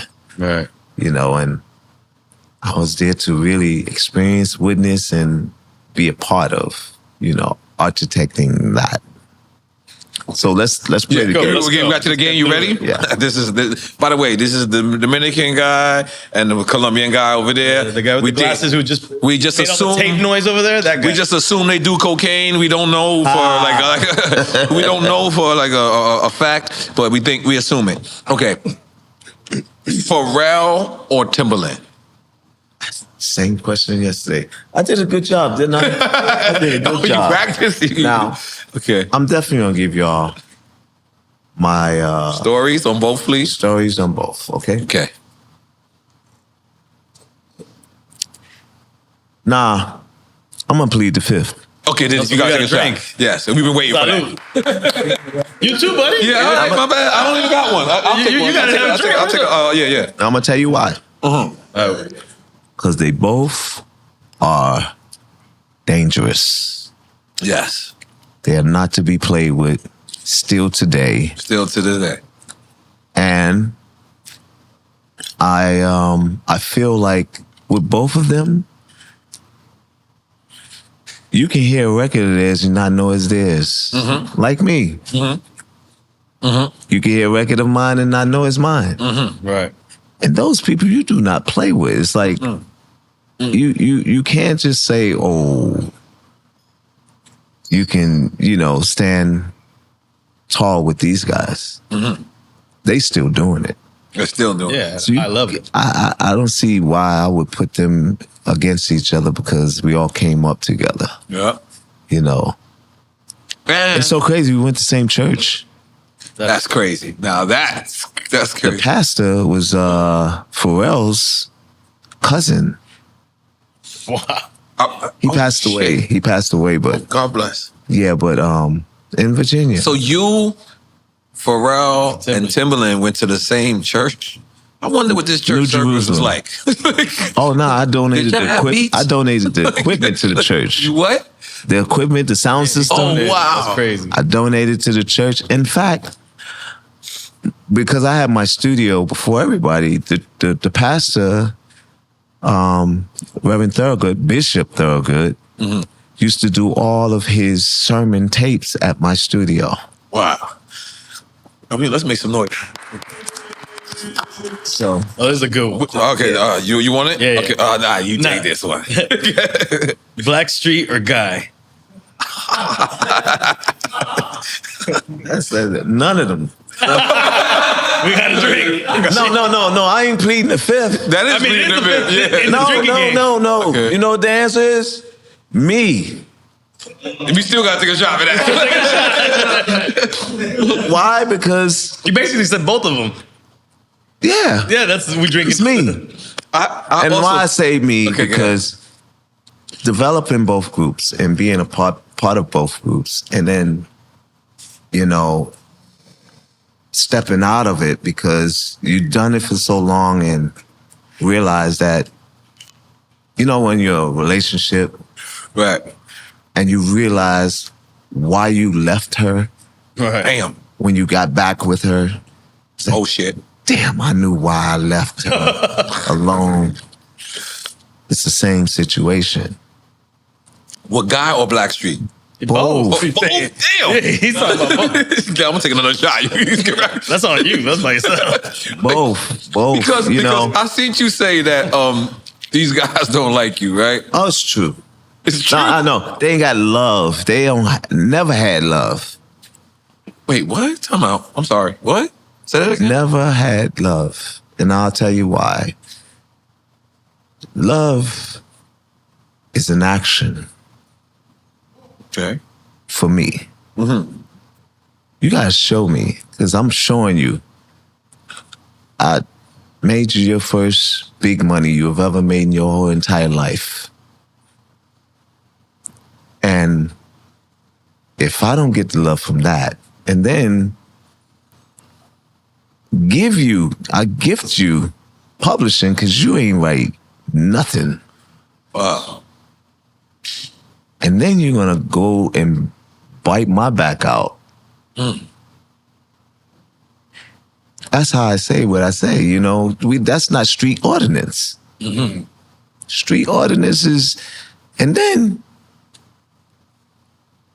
you want to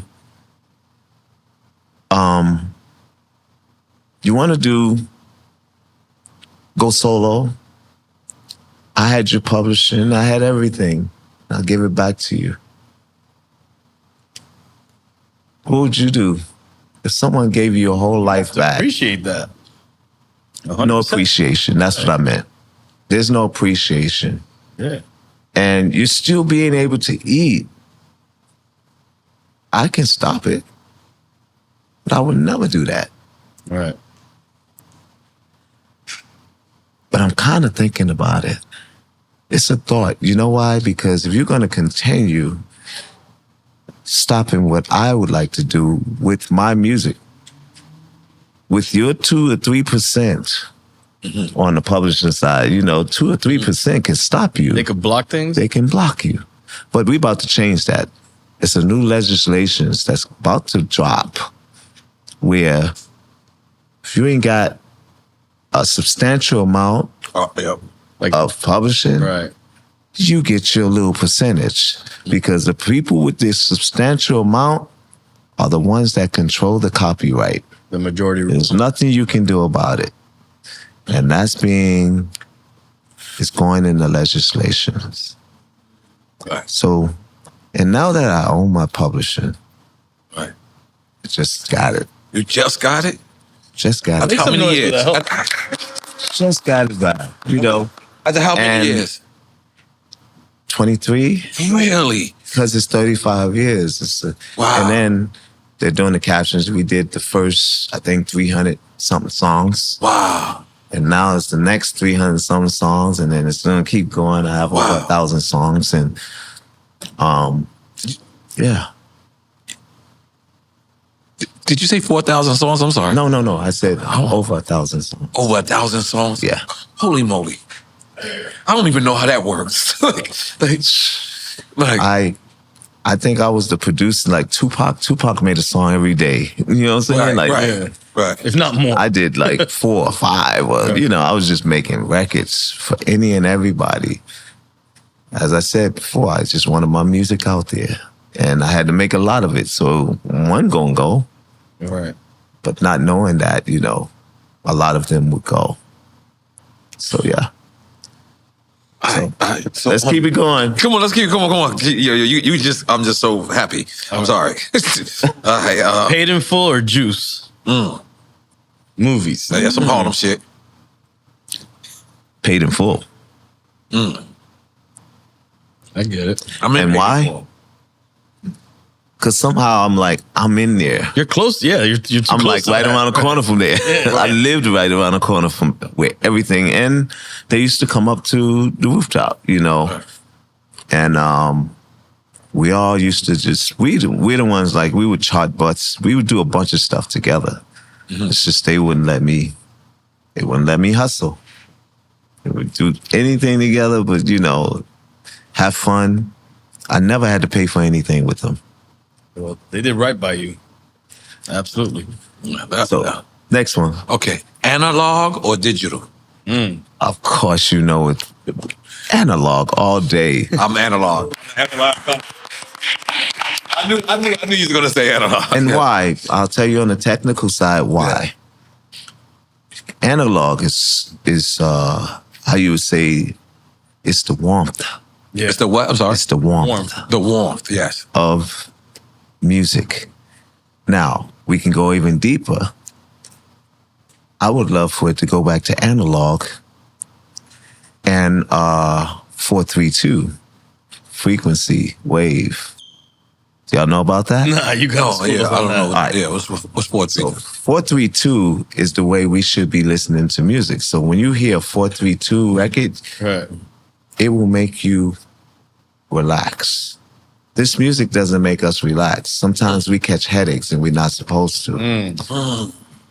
432, you listen to a Beatles song, it's 432. Or go back to a Michael Jackson, the Jackson 5 song, like ABC. Right. Those are 432 instead of 441. 441 is the frequency that makes us, you know, laugh, cry, fight, catch a headache, depress. Right. It's all the things it does to you we shouldn't be having. But 432, when you listen to it, and It's like we're in tune for that. huh? We're in tune. We're in tune for 432.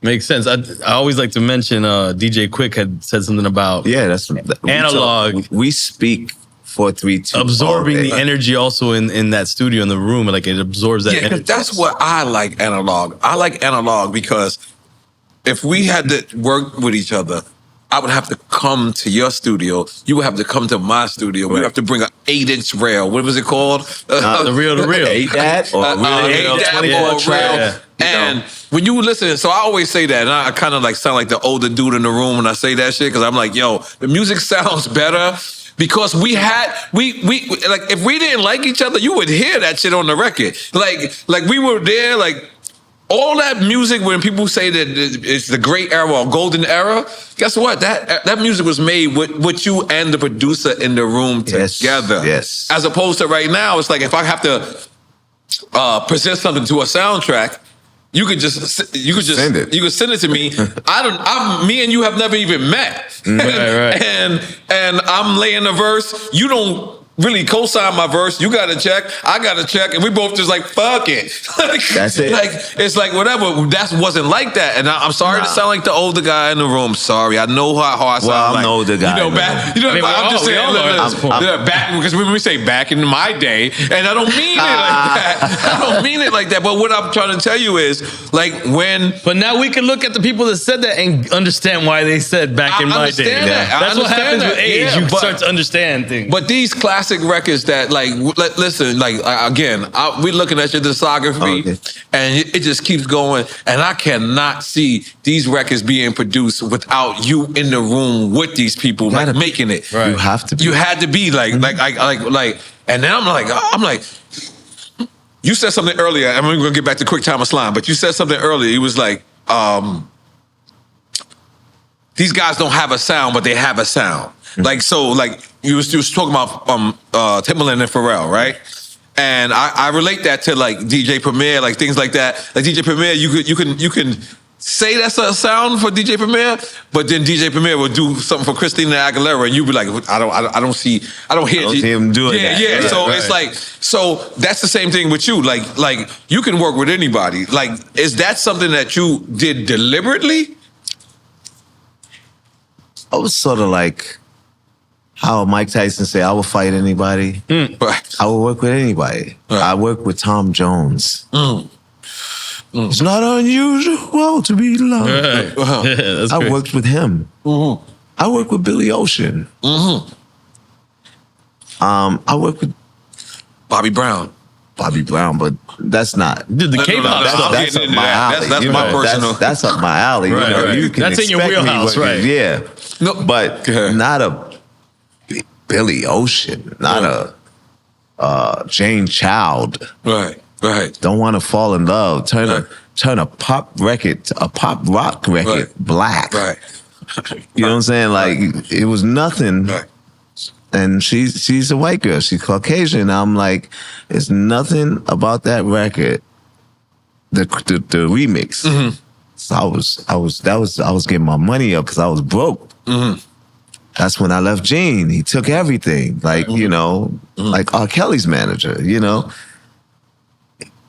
When he took everything, I was stuck with $20 in a platinum American Express that was given to me by one of the group members I signed.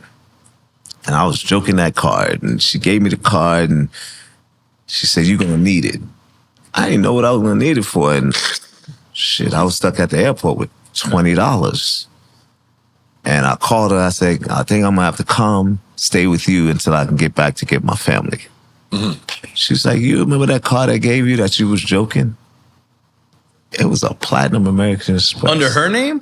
No, it was in my name. Oh, okay. I was a, how you say it, user? The main. I was under her. Yeah, She yeah. was, I'm saying it was her account, but Her account. you had your own card. gave me my own card. Right. And That's why. she said, It's a no you gift. are going to need it. I said, why? What am I going to need it for? She said, just put it, keep it. Do not get rid of it.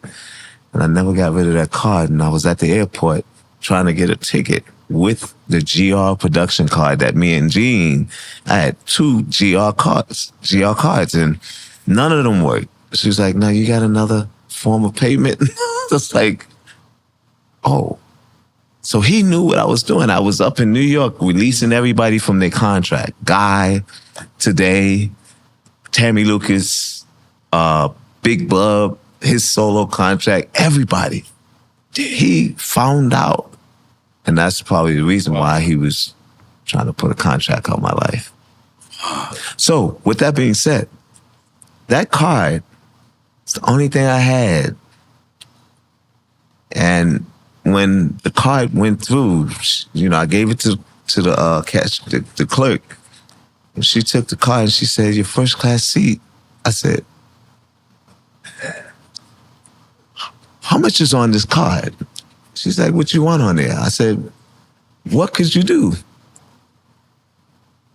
She said, you want 100,000?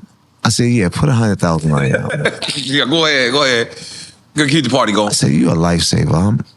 I see you when I come back to New York. And I used that card to get my family back and actually move into a place because I was like, yo, it's too packed for me, my daughter, and my fiance at the time to move back into the projects. Yeah. So we were there for a week, and that's when I moved to Biggie's old place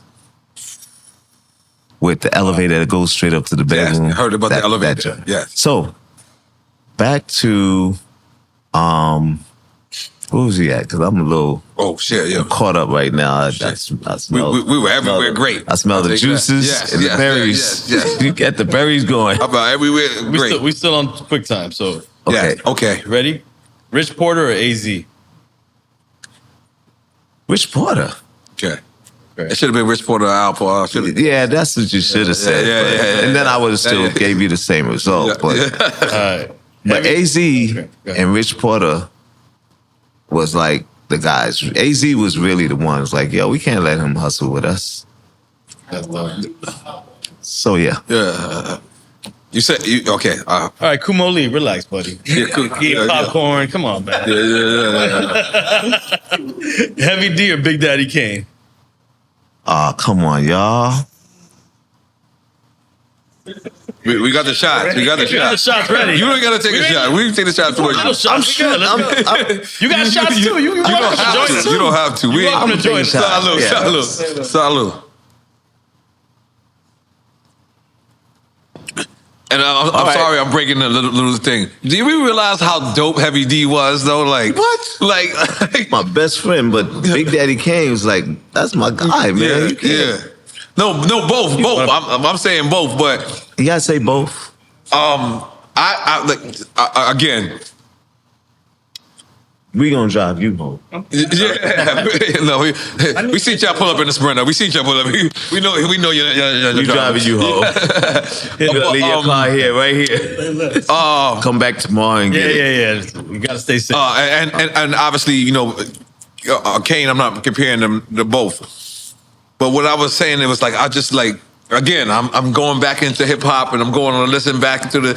And when I'm listening to Heavy D, I'm like, holy shit. You know how ahead of the time he was? Like, holy shit. In a lot of ways. Let me say this. Heavy had an old soul.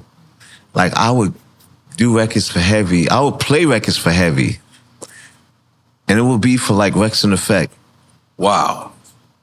And I don't know. He's so smooth, man. The dude would persuade me, like, do you know that this song belongs to me? It was Is It Good to You with Tammy. He said, you gotta give me this, Ted. This was a Rex and Effect record. You gotta give me this, Ted. Come on, man. Come on, you gotta do this, man. I was like, Heavy, man, you a bully. He's like, no, I'm not. I was like, you know what? I'm gonna promote you being a bully around people because you really he bullied me out of Is It Good to You? Is it good to He you? bullied me out of We Got Our Own Thing. That was Rex and Effect record. And Now That We Found Love. Now that we found love, what are we gonna do? And every time he came to my house or he came down to Virginia, he came to Virginia. He was serious. He about was trying to steal No Diggity. I played No Diggity because I always played. Evie was my best friend. Let me tell you something. If you would have had a reference track with Heavy D on that, I would have. Nah, he was trying to rap on it. He was like, yo, can I get on it at least? I was like, no. This one here you cannot have. I'm keeping this one for myself. And he's like, all right, I gotta tell Jimmy about this record. He was the one that convinced Jimmy that this is the single. Because Jimmy wanted Money Can't Buy Me Love as a single. And I said, Jimmy, you sure? You can't tell Jimmy, yo, this is the single, Jimmy, unless you Suge Knight or somebody. But I was just, you know. But Jimmy got love for producers. I know. I shot him the humble. Yes.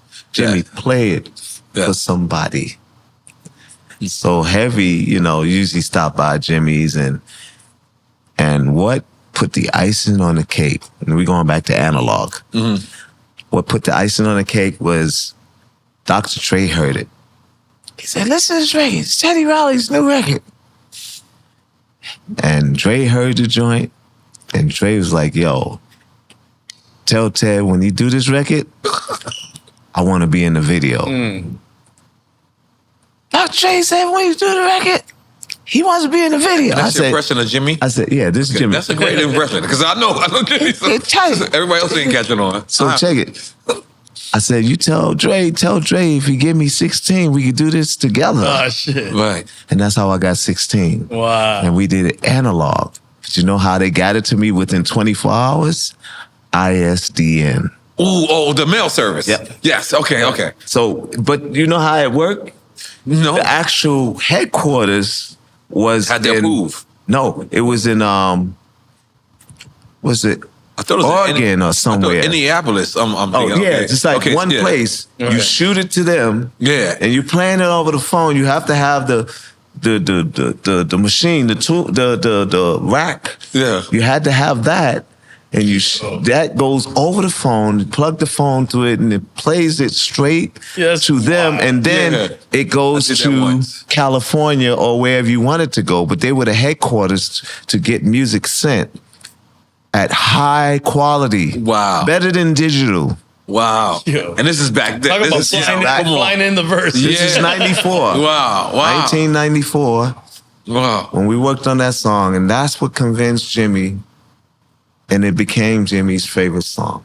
God damn it. And me and Dre, we were together about a week and a half ago. You and Jimmy? No, Me, Dre. Jimmy, and Dre. Hold And up. Dre, Where's okay. my phone? Got my phone. Yeah, we want to see that. Yes. So yeah, we were together doing vinyl night. You got to do vinyl night with them. Okay. What is vinyl night? That is. They got the vinyl and they playing your records, all your records. yeah. So they had Paul McCartney Oh shit. playing all the Beatles records and That's crazy. just the high density. You know, it's like wow. So we sitting there and we playing. Me and Dre just joking about how, and the story is consistent. Like Jimmy talking about it, and he's like, "Yeah, That's like almost a documentary. You know what? I really feel like if what was the documentary that they did was the Chronicles With Jimmy Iovine with Jimmy Iovine and Dre. What did they call that? The Chosen. It was. It was what was just it? Whatever. It was dope. The way they did it was dope. But Yeah. I thought that Jimmy, because y'all know Jimmy was a producer, right? Right, Yeah. of course. Okay, That's why he one of loves the top producers. producers. Yeah. Well, And that's What's it how, called? I'm sorry. What is it called? The Defiant Ones. The Defiant okay, Defiant Ones. So Okay. I thought it should be more Defiant Ones. Now I'm gonna show y'all something, but let me show y'all us first. Like Vinyl Night, it was amazing. I don't post out pictures like that's the stuff you keep sacred. You know, because you won't find like that was $1 billion in the room. Right. Billions of dollars. But I don't know if you know. You're very famous. Huh? I don't know if you know. You're very famous. You have to. I'm almost. Yeah, no, like Almost. Okay, I like that. I like that. I like that. I'm gonna take a shot for that. I'm sorry. Look at the people that was in the room. There you go. Yeah, yeah. God damn it. I feel poor already. Is that Larry Jackson? Yeah. L.A. Reid, Dr. Dre, you, and Jimmy Iovine. That is. Let me see. Hold on. Pass it around the room. Yeah, that is how you say money without never you want to posted say You want money. me to pass your phone around the world? I don't know, man. Mr. Lee he might put his number in there and start texting me. Oh, shit. Kumo Lee? They may not believe it. Yeah, no. You know, some people don't believe. Yo, Nah. I was with. Right. You gotta unlock it. Oh That yeah. is so I don't think you should pass it around. Yeah, it's okay. You can do it afterwards. It's okay. I'll show y'all later. Yo, that is so I trust beautiful. everybody here, but I'm just saying. Yeah. So, good. When that happened, I felt like Jimmy could actually do a series of Defined Ones. Easily, yeah. Oh, that's a great idea. And I was gonna break the idea to him while we was at the house, but we was just having so much fun doing the vinyl. I'm sending this to Because him that was so, tonight. it was so, I'm texting this shit to him tonight. it was so special. Like, I want when to be you a little got- bit and producer. I was so tired of my music. I was like, yo, play a L.A. Reid song, man. Right. Play a Dre song. Right.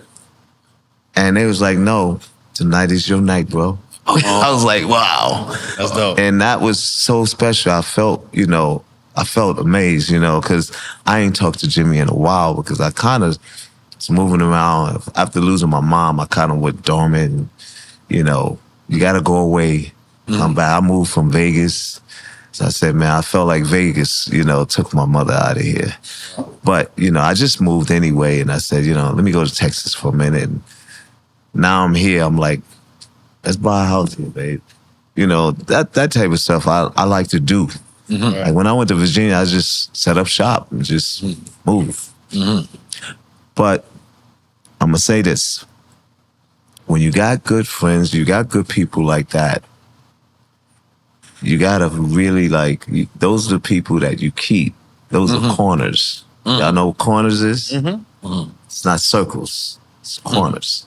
And I had to get rid of the circles. That's why I'm not solo. I got a new team, but I just had to get away from the blessing blockers.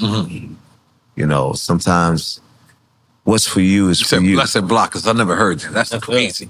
What's for you is for you. I got, what's that shit called? I've been so patient to tell my truth, which is why I have the book now, and you can see everything in there and all the people that I work with. One person is not in there that, I felt I wish he was.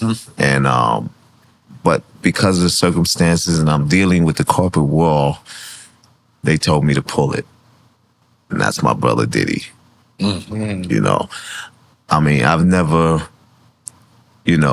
witnessed or anything. I never experienced nothing. I know nothing. All I know is he was my intern. Right. And I only been to one event, which was when he got his star in Hollywood, because it said Harlem to Hollywood. So I hope it's okay to talk about this. No, of course. We the same way. We've never not witnessed that.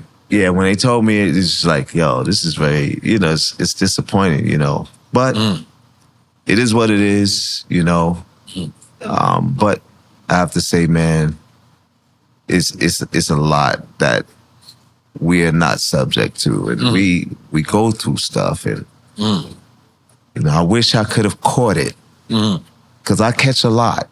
I catch a lot of my brothers and my little brothers, and but sometimes the little brother feel like he's the big brother. You got to let him become the big brother, and You know, but I was in there, I was out of there. In there, out of there. So, let's do the game. Okay, let's finish. I'm in. Let's go. I ain't sidetracked it at all. Keith Sweat or Christopher Williams? This is not mine. This shit. These guys come on with it. Who did it? Who did it? The Dominican and the Colombian. Oh, okay, I can see why. I can see why. Yeah. I understand. Okay. Okay. Well, I have to say Keith Sweat. Keith Sweat. And why I say Keith Sweat, because not because I work with him, Right. and not because of we're brothers. Right. I say Keith Sweat, even if we wasn't brothers, Keith Sweat is a signature. Right. Keith Sweat created a signature. See, it's a difference. Like when I created New Jack Swing, it's my signature. Right. Christopher Williams, you know, he didn't have a signature. He had a voice like Teddy Pendergrass or Colonel Abrams, you know. That's not creating a signature. Right. Nothing against him, because he's a dope singer and he's my boy. He's my brother. But Keith, you know his records. Yeah. You know that's him. Yeah. And that's something you can't take away from a person. Just like you know it's Bobby. Right. Yeah. I create signatures. When I made them sing, they walked out of the studio, both of them Right. walked out of the studio on me. Bobby and I got into a little small argument. I don't argue. You don't look like you argue. I don't argue. Okay. I just say, yo, we don't have to do this shit. And keep it moving. And then he walked out. He's like, okay, F it. He walked out. Who, Bobby? Yeah. Okay. I can But we picture did the whole this in the scene. projects. I did My Prerogative on the 12th track. Akai. Yo, it was like a mixtape. And they couldn't create or reproduce the sound. So I had to take my 12th track to the studio to keep the sound. Right. And I'm a stick, you know, I'm like, that's like, I have to have the same sound. My ear was so keen to having the same sound. When I tried to re-record it Right. at Access Studios, and it's like, this don't sound like the house. I need the grit. I need it to be grimy. So I bought that doggone, put that thing in the car. We took it down. We just dropped it. You know about writing code and generating new code. Yeah, absolutely. But I want to ask one thing. No, but we had to create new code in order for me to sync my drum machine or anything up to the actual Akai to the 24 track. Oh my God, this is very complicated. Yes. When we did that, everything turned out perfect. Now it's time to sing. Okay. We got in the studio, started, I had the track up and everything. Next thing you know, let's go. Yeah.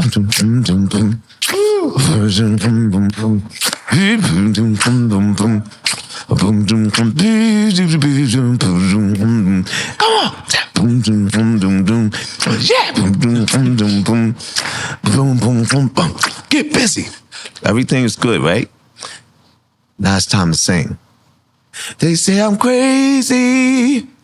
I really don't care. He was singing it not like the record. I said, stop.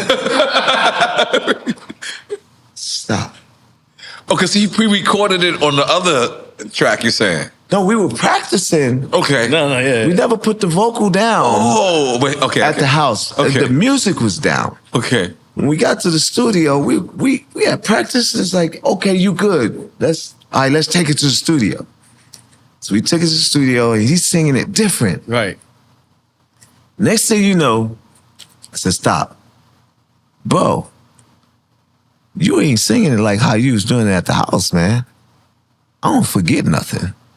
He said, who you talking to?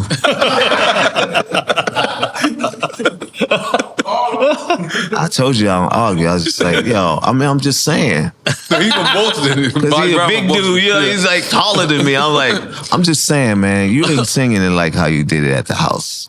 Now, come on, man. He said, you know who I am? I make Girl Next Door, I make hits. Just he started flexing. I was like, we don't have to do this. Right. He said, well, fuck it then. He left the studio. And then the A&R called me, apologized. He was just like, yo, please don't leave the studio. So I'm about to go home. I don't have to do this. He's like, man, just give me a chance. Let me call him. And they called him and said, yo, if you don't get your ass back in the studio, we gonna can your album. Whoa. You got records from Babyface in LA, some icons. And then this is an icon. He's just he's not a kid. Right. He's an icon. Right. Get back in the studio. He came back to the studio. You know how we try to get the last word. It's like, all right, we gonna do this shit. And if it don't go my way, if it don't go the way you say, we gonna do it my way. I said, okay. He said, all right, let's go. I said, let's go. He said, all right. I let him get the last word. He got in that room and sung it all the way up to the second verse, and he stopped. He came in the room, he said, I want to hear it. Okay. So he had the demo face. Like, he didn't want to give no type of emotions or nothing. He just, at that moment, he didn't like me. Right. So I was like, let's play the record.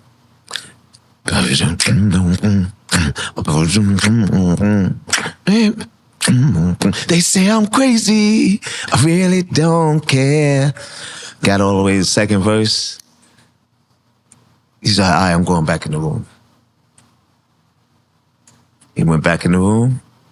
Next thing you know, my name was said. I said, yeah, I know the nigga like it now. I know he like it. Because my name wouldn't be in there twice. We became best friends from there. We became brothers. Right.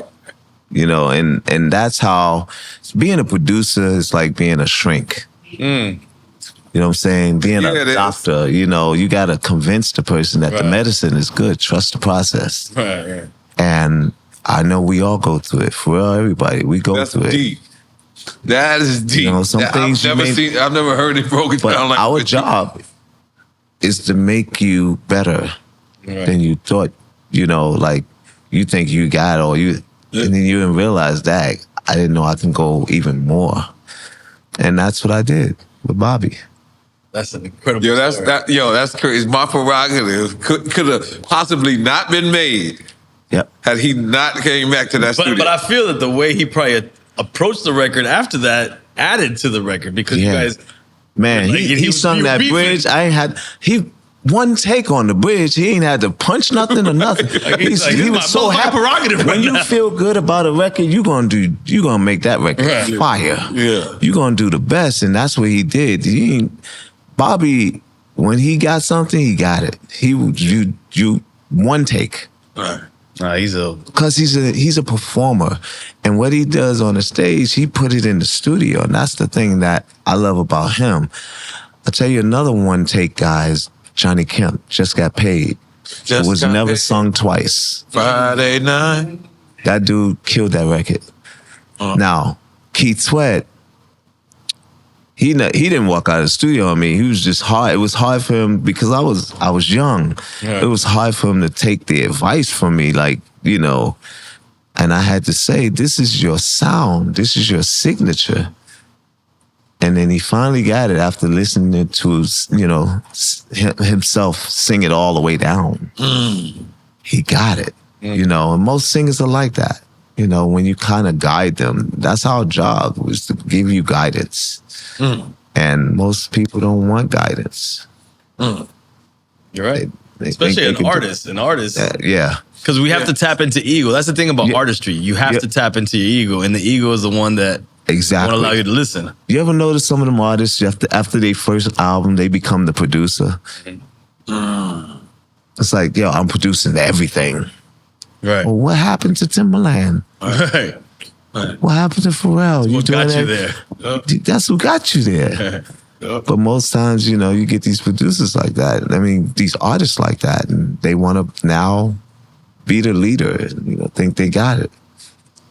Find out that I should have listened. Absolutely. What's the next? What's the next one? Yeah. Mace or Cam? Ooh, that's Harlem shit.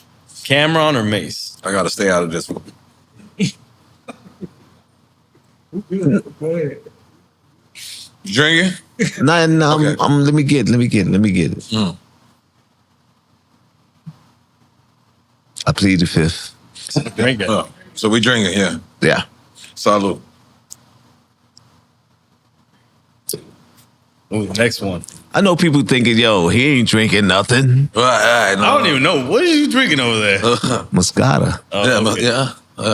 I like wine because it mellows me, and I only do it sometimes. And I waited. Last time I drank wine was maybe 3-4 months ago.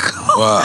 I'm not a drinker, so I decided, I didn't want to be a party pooper. No. This would have been great with or without you drinking. Okay. Just so you know, that wasn't mandatory. But it mellows me. Sometimes I'll get in the studio and just, wifey would be like, yo, you want to try some wine? And I'll be like, let's get it. It's like party time. Yeah. So, yeah. Yeah. LaFace or Jimmy Jam and Terry Lewis? You better get the drink. I'm getting to drinking. Okay, salud. I know where y'all getting to though. I know where y'all getting to. The same way, with a little bit of salsa water, the same way you did. I like that. I got the vodka with the little bit of salsa water. You know what I mean? Okay. You know what I mean? There's a little bit of balance. Let's go. Balance it out, buddy. Balance it out a little bit. Go ahead. You got more in you? I'm good. Yeah, you good. He holding it down. I ain't gonna lie. You holding it down. I seen you tips before. I seen you. And your earrings, your earrings is shining. It's hitting all over the place. You good. You good. What's your name? Yeah, you want to get to the next one? Yeah. High five or shy? Oh, come on. But I'm not drinking no more. Okay. So That's crazy. I'll have to say, Thank you. even though these are my guys, but It's always got to be you, Sonny. Look, you see him? I'm gonna pick. I'm gonna pick one, and I'll tell you why I picked that one. I picked Shy. Yeah, I picked Shy because I just had a performance with them. Them some singing fools. Oh yeah, That's without no music. Yeah, They're singing fools, and I realized that this sound to me was like up the alley of Boyz II Men, Take 6. Their harmony was lush. I love harmonies. like old school doo-wop. Old school doo-wop, barbershop. Yeah. Vocals. So when I first heard the If I Ever Fall in Love Again, Wild record. that record that's a problem. Yeah, But High Five is a problem. yeah. With Tony. When he passed, it changed, but we put them back together, and they are there. When you hear the new High Five record, you're gonna be amazed. But I have to give it to Shy right now because they're together. They rock. Okay. All right, this yeah. I already know what you're gonna say. I bet you. I didn't even this one, please. I didn't even see y'all phone. I know exactly what y'all gonna say. New Edition or Jackson 5? See? So what happened was Your criteria is remember it's this is whatever. I have to say the Jackson 5. Okay. Because there wouldn't be no new edition. There wouldn't be no new Okay. edition without the Jackson 5. And the Jackson 5, when I work with the Jacksons and Michael, I work with them all. And we did 2300 Jackson Street. And they were I'm sorry. You give me goosebumps. I'm sorry. This doesn't happen to me. I'm sorry. Their harmonies are amazing. But just to be, it's like going to like my first year of college, working with the Jacksons and having everybody there, Janet, Rebe, LaToya, being in the presence of greatness. What's the pop's name? I got it. What's his name? Joe Jackson. Joe wasn't there. Black. Joe was a gangster. Joe wasn't there. We didn't allow Joe to beat it. Because Michael was like, he's a meanie. He's a meanie. Oh my God. He's one of the. That's another one that Michael, he's a meanie. Don't take his calls. Exactly. Like Michael would say that. I was like, why? It's your father. Right. Yeah, he's a meanie. He's a meanie. Shit, my bad. I know what he wants. I know exactly what he wants. Michael used to crack me out. He'd be like, no, don't take that call. Only person can call me is Mother Catherine. Holy shit. Yep, his mother. Oh no, I gotta ask you. I just found this record today. I want to see if you know this record. Yeah, no. Have you? I've never seen this. I don't know if this is someone produced this. Have you ever seen this record? Yes, I've seen this record before. One day, and this is what are we looking at? It's a Michael Jackson. This is I've never seen that ever in my life. That really didn't go anywhere. It was that was like AI back in the days. No, relax. The AI back in the day. It looked like AI, but yeah, I've never seen. I've seen that record before, and I've heard that record. But it really never did anything. I'm reading the track. I'm like, I've never heard none of these records. Right. Yeah. What the fuck is going on here? Wait, it's a secret Michael Jackson album that it's an no album, one knows right? about? He did on his own. That was before Off the Wall. Wow. Yeah. Right before it? I think right before it. Look at the year. You got the credits. It was 80. Yeah. 80. Mm-hmm. Wow. It was before it did that. That's when they were testing his solo career. Oh, I think, right out of the Jackson 5? Right after the Jacksons. Yeah, Jackson 5. Right. Wow. So this is a secret Michael album that no one knows about. I mean, no, it was, you know how you say, they didn't want people to know that record. Oh, wow. You know, because when Off the Wall came, you know, it's like when you're trying to put out something, really take an artist to the next level. It's almost like when L.A. Reid put out Usher's album and he put out the wrong single and he pulled it back and then put out Confessions. The same thing with You Remind Me. No, yeah, Usher. I think N.O.R.E would understand more like the first Mobb Deep album versus the. Yeah, I understand him. Like, damn, I understand him. Like, no, you didn't. No, you didn't. That was really fucked up. I'm gonna take a piss because you know you did it. I understood it perfectly. He's trying to tell me I'm trash. That was hilarious. But okay, I'm gonna keep it going. Like, all right. Ooh, this is a good one. 90s or 2000s R&B? 90s. 90s, right? 90s. It was more babies made. Yeah, it was more baby making and music with substance. Mm-hmm. You got music with substance. Like 2000 started getting into the plastic. Mm-hmm. And the music that didn't have the staying power. Mm. You can hear a record in 2000 today, you'd be like, damn, I forgot about that record. Mm. But you hear a record in the 90s. Yep. It's like, yo, put that joint back on. Yep. That's the vinyl. And it's kind of timeless because if a person didn't hear that record, they'll listen to that thing and that it's. Yeah. Most music in 2000 was black and white. Right. The music back in the 90s was colorful. Yeah, I agree with that. It had different colors to it. Like I agree with that. Like when Guy came out, it made it cool for dudes to wear gaiters again and put on colors, and you know, you wasn't being scrutinized. When Boyz II Men did those records, you know, you felt great, you know, going to the club with your girl. These are records that stood the test of time. Right.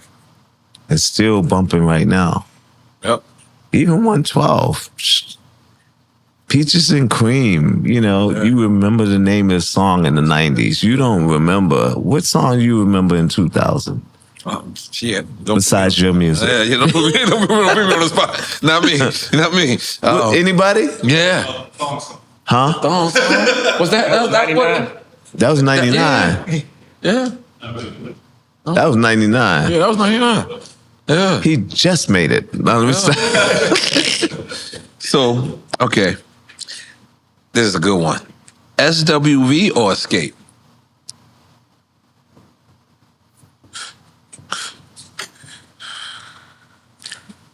Nothing against Escape. Mm-hmm. And not because I work with SWV. Mm-hmm. But I'm going to plead the fifth. Okay, we drinking? I don't know. Yeah. I don't know. We're going to drink. I'm going to drink my wine over here. I had wine over here and wine over here. It's like wine over. Now let me stop. This is. Can I take this next one? Go ahead. Bro. Okay.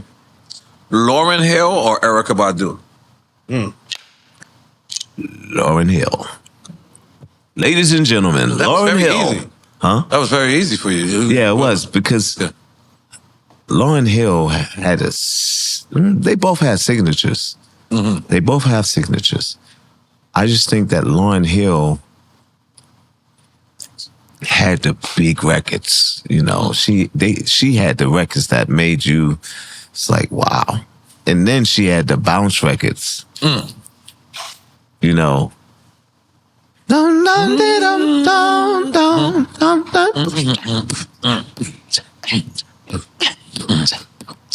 Yeah, she had those records.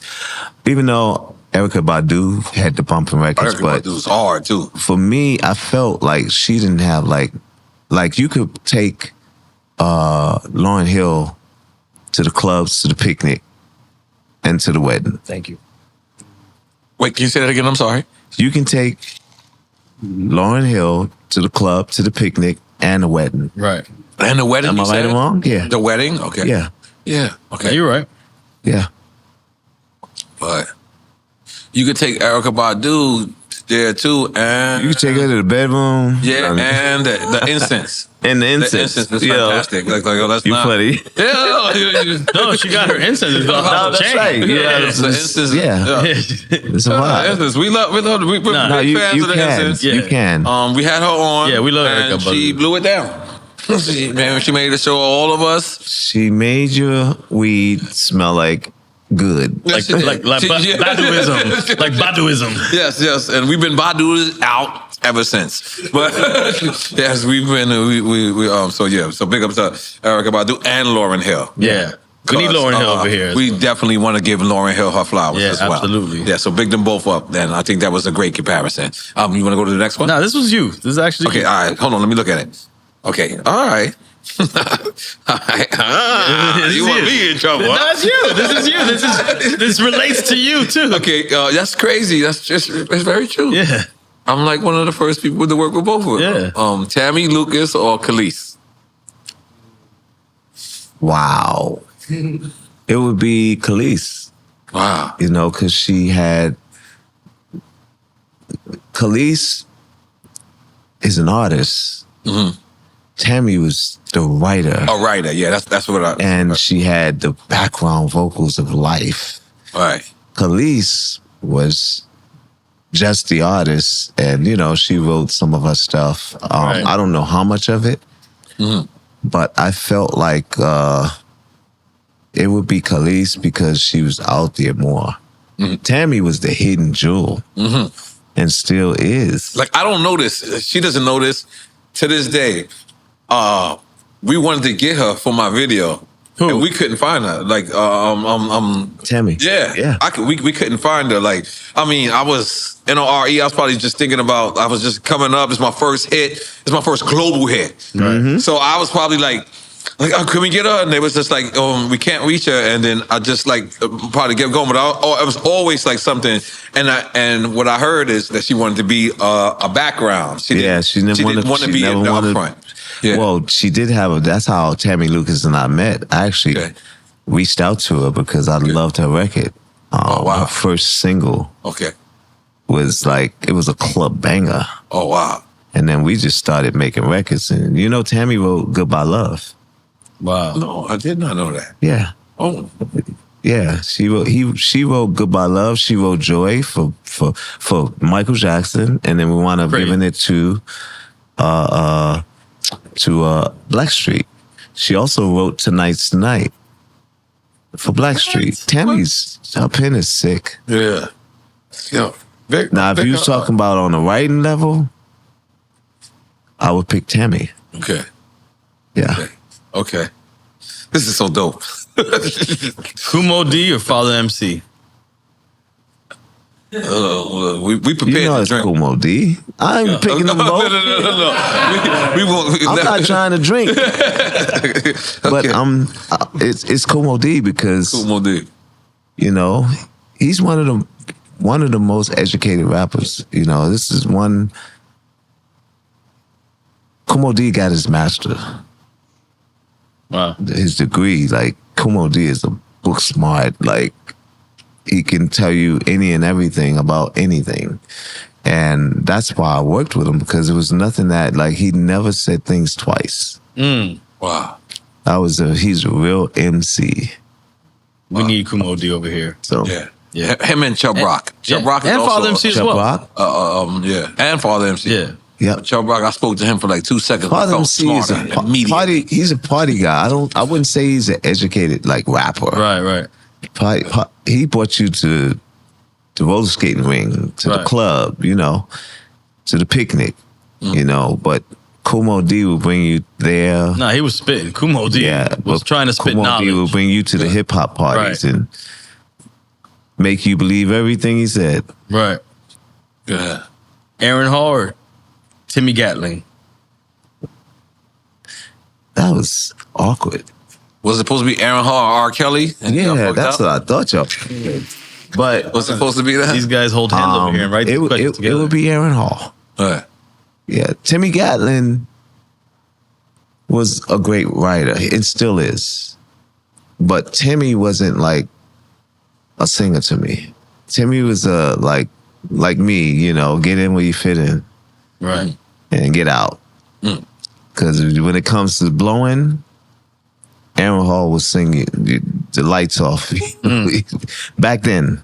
Okay. But let me ask you now. Let me switch the conversation mid-conversation. Aaron Hall or R. Kelly? What do you think? R. Kelly all day. R. Kelly? It would be R. Kelly because R. Kelly, first of all, you messing with a signature. R. Kelly doesn't sound like Aaron Hall. Everybody keeps saying it, and I'm just gonna give you the real. He never sounded like R. Kelly didn't sound like anybody. Yeah, he sounded like himself. He had one of the smoothest voices that will put you in the ring. Like Donny Hathaway. That was his, like R. Kelly created his signature like Donny Hathaway. Right. Logic or Pro Tools? Logic. Do you know I'm the first Logic user? Really? Yeah, very first. I used Logic on an Atari Commodore. I did remember the time on an Atari Commodore. It wasn't called Logic.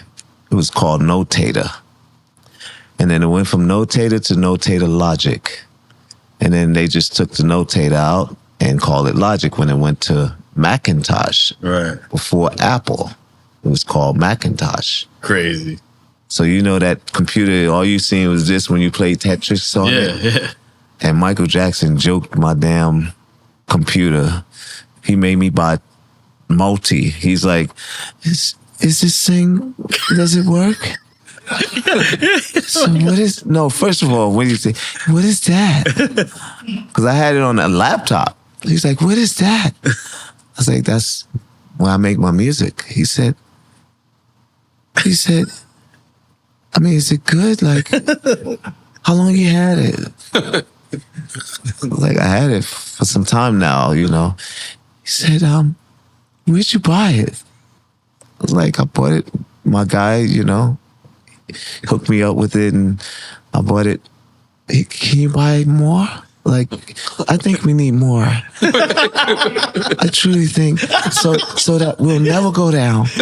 We'll never go down. Just like this though. Can you be Michael the rest of the interview? He's like, Norma, can you take the model number and buy more, you know, in case, so we never go down. It's like, okay, you know, it's in the book. But can I ask you, because did you just say Atari? Atari Commodore computer. They had their computer. Atari had their own. And Logic was on there. Yeah. Yeah. Before everybody. That's triple OG computer shit. Yeah, definitely. It was like 1.0. So the original version, MS-DOS, not even. Atari. Before that, I think. You're hitting the block. I used to play that on my downtime. kid. Oh my God. Before analog. It's like there was no sound coming out of it. You know, that was just the MIDI. That's why it was called Notator, because it was just MIDI. And then I would use the MP. That's when I had MPs. Right. I used the MP. It would basically, I'll play my drum machine, all of that stuff through it. And all my keyboards would be MIDI. And I have, a lot of producers would know this. It's called eMagic. It was the MIDI. And I MIDI all my keyboards to the computer. Which is basically MIDI is like syncing all the digital stuff together. But I'm also the first on Pro Tools as well. Oh, shit. You know why? Before Pro Tools, there was Sound Tools. And Sound Tools was only 2 tracks, and then it graduated to 4 tracks. And then that's when DigiDesign made it, you know, I was the first endorsee. I was on, I don't know if anybody ever seen the 888s. That was the first interface, the very first. And I had an endorsement. I was the first endorsement with them. Wow. Yeah. So, but between the two, I like Logic because Logic, you can have custom key commands. Pro Tools, no custom key commands. So you gotta, it's almost like slavery. You have to use their key commands. You have to do it their way, you know. Right. I couldn't. Weren't interested. When Logic had the custom key commands, I was like, freedom. All right. Clips or Outkast? God. And then start drinking. I'm in. Drink. I'll drink to that one. Oof. By the way, let me say congratulations to Clips. Yes, congratulations to the nephews. Yes, yeah. And but I have to say both of them, they are problems. They're amazing. I text Pusha T and I text Pharrell.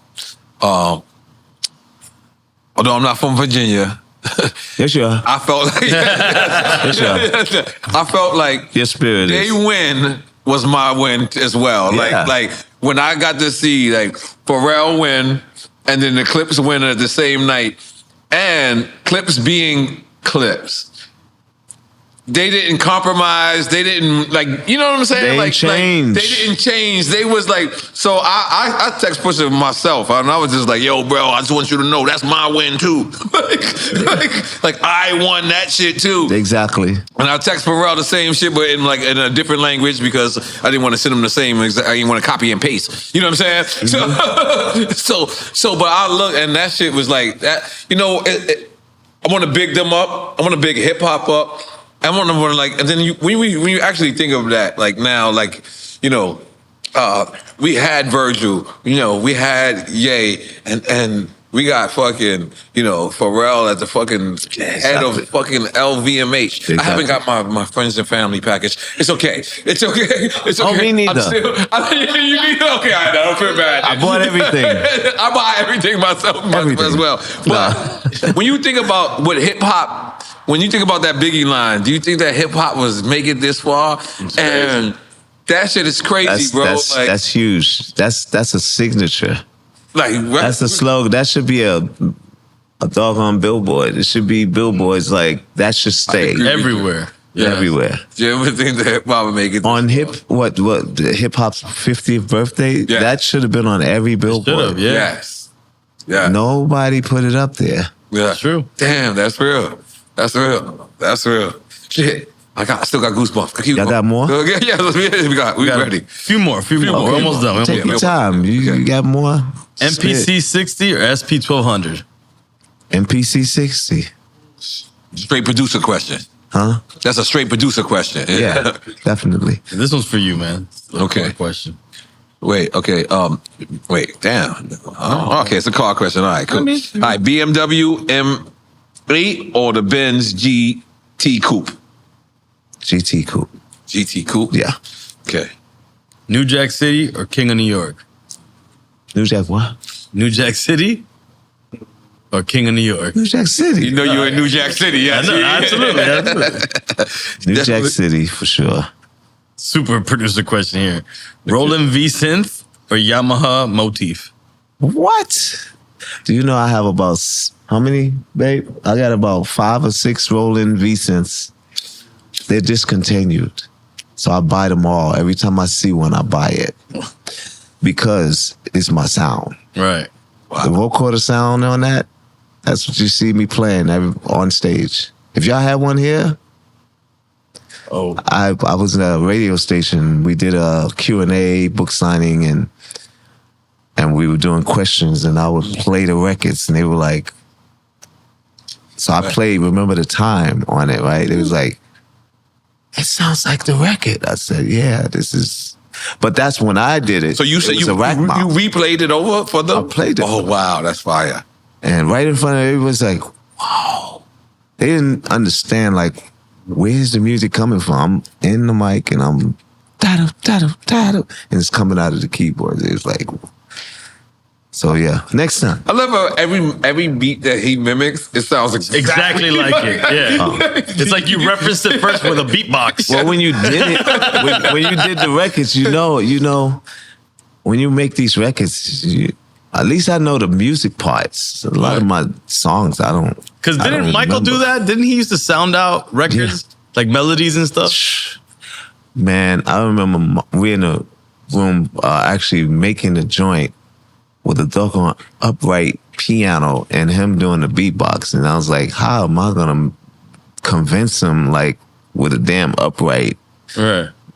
But he had an imagination.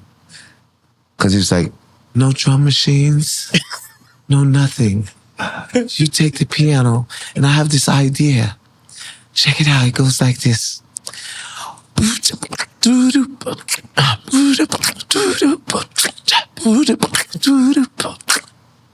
You telling me Michael had the beat? He beatboxed? Yeah, this is known. He was beatboxing. He would do that regularly. And I was like, what am I going to do to that? My mind went to James Brown, because he loves James Brown. So I went, boom, boom, boom, boom, boom, boom, boom, boom, boom, boom. So put that.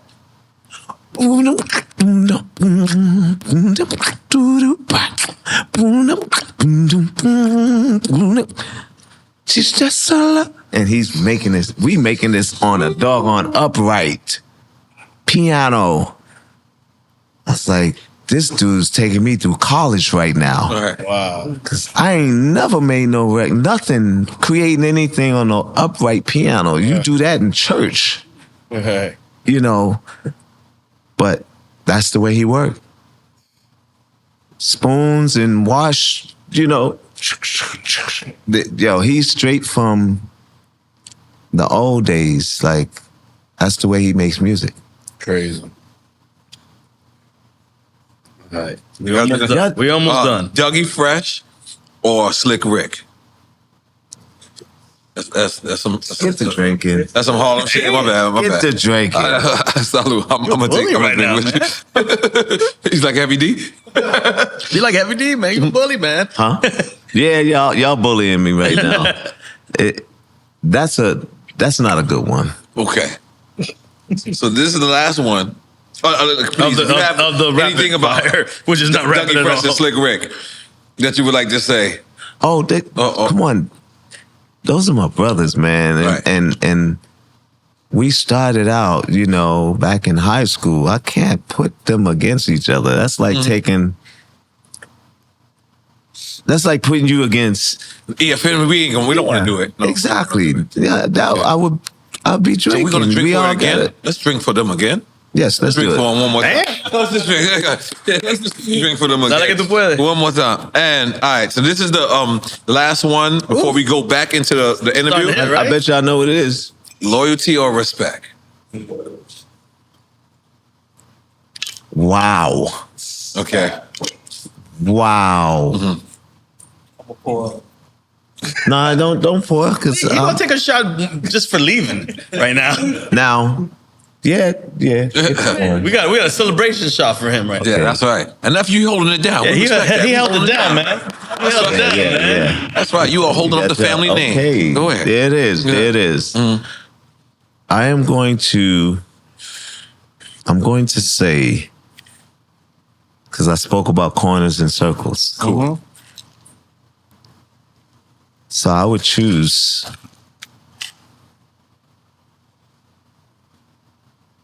I would choose them both. Yeah, I have. You're so quick to just drink that shit. Oh, Me too, man. My reason for picking them both. Yes, please. Yeah, please. We need a good reason Please. for this. You can't buy loyalty, and you can't buy respect. Both is our goal. There's no This cost. is what we both agree. There's no cost. I don't see why anybody picks one, to be honest with you. Exactly. Yeah, that's what me and him. But me people and him- come up with really Yeah, great they do. reasons. great for respect and great for loyalty, but I think they go hand in hand. They do. Yeah. Because if you don't have the loyalty and the respect, then you ain't got a corner. Yep. Right. You And just why got a wouldn't you circle want both? because somebody who's going to do this to you and then break out. Right. Yep. Right. Real shit. You don't want people like that. I had to get rid of them. Or I had to get away from them. You know, it was kind of, when you start entering your 50s, you don't want no headaches or stress. You don't want nothing. Because when you get in your 60s, you might as well hang it up. Because you stress like you just done. And I'm not done yet. You know, just like we know you. Pharrell said, you can be 8 or 80. Yep. You can still working. keep going. You can keep going. Yep. Just keep the stress out. And that's what Quincy said before he passed. He said, you know, what's the one thing that if you had to do it all over again, that you would stay away from? He said, you know, the headaches, the stress, you know, let no one stress you. It's difficult now, You know, nowadays. let no one spoil your joy. And that's the key to life. We're bombarded with stress right now Yes. by this too, you know? Yeah. That's true. But our show is The about frequency. giving people Yeah, they the flowers. frequency shit is real. Yeah. We want to give you your flowers, man. We want you to know how much you mean to this game, how much, like, face-to-face, man-to-man. Like, Snoop said it's better than the Grammys. But, like,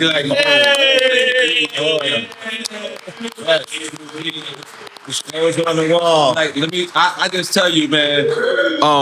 Like I appreciate I know I knew, but I didn't know how much you produce. I didn't know how. I was like, holy shit! Like, cause I already knew it. But then when we looking at it, I'm like, there's no way. I'm like, I know everything about Teddy. But then these other records are playing, and I'm like, wait a minute. And that goes back to that signature sound.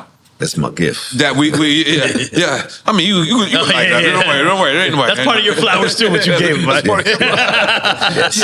But, and I just want to tell you face to face, man to man, like you gave so much to our culture. You gave so much to our people. You're still giving. And you're still giving. And we appreciate you. We love you. We want you to know that your legacy is cemented in stone. I appreciate it, man. We like, no, dead serious. Like, no, dead serious. You know, actually, And I'm gonna take a shot for you because you don't have to. Go ahead. You don't have to. You don't want to, nephew. You drank that one joint? Okay. Pour up, man. Pour up. I'm starting to hear slurs. But now let's. You're gonna hear all of our slurs. But now let's talk about the book because it's a rock. because I tell you this about you is you're a very private guy. You're a very private guy. Yes, indeed. Yes, indeed. Yes, indeed. I've been in the industry 20 years, damn near, and people. You're not a person that people talk about. Like what I mean by that is like the rumor section. You're not in the rumor section. You're not. You stay out of that. You stay out of that. But then now you dropping a book. Oh, the book is out. The book is out. Yeah, it's out. Right? It's out. Right. So. What makes you? How do you navigate that? Like, because you're a private. I can tell you're a private guy, right? How do you live a private life, but then give a book to the world about your life? I just felt it was time. I had this book 12 years plus. I thought it was 13. Okay. Yeah, 13. Okay. How open were you when you? Very. You definitely when y'all read it, everybody who read it. Even down to like my kids, they were like, "Dad, there's a lot of stuff I did not know." Wow. In a good way or a bad way? Good. Okay. Like, but some bad. Like there was some bad things, like me seeing my life before me and stuff like that you will read about. I never wanted to tell those stories, and then I said, you know what? I'm getting older now, and I must tell my truth. And someone said to me, you better tell your truth and tell your story before they tell it. Yep, for someone else tell it. Somebody will tell your story. And I say, I got to beat that. We're coming with the TV film, and it's even more than this. Nice. We coming with the rooftop film. We coming with a few things that I think people will want to see. This is a roadmap. Some things you read in here, don't follow it. Right. And some things you read in here, you'll be like, oh, this is how he did that. I'm going to try that. And it's a tool, It's a tool, and at the same time, it's a collector's item because it's my first book. My next book will probably be a children's book. That's fire. And the reason why I want to make a children's book because I always had this imaginary friend when I was young, and my parents used to argue and fight. And I say, you know what? This was my way to get away from it, and my imaginary friend was the Music Man. So I'm writing The Music Man. It tells you more about the music that inspired me and the tree of music that inspired me to create, how I created, and what made me do it, and the how-tos. So this is not the how-to, it's just the roadmap. And what did he do? What did he use? More technical aspect. But the children book will show them this is what you do. It's almost like reading the manual.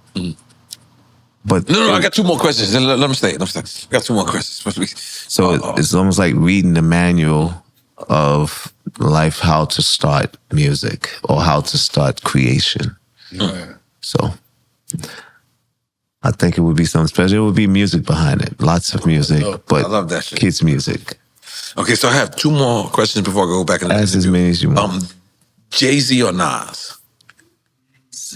Why'd you do that? We went back into Quick Time with Slime. Yeah, I kind of fucked up. This is crazy. Yeah. We went back into it.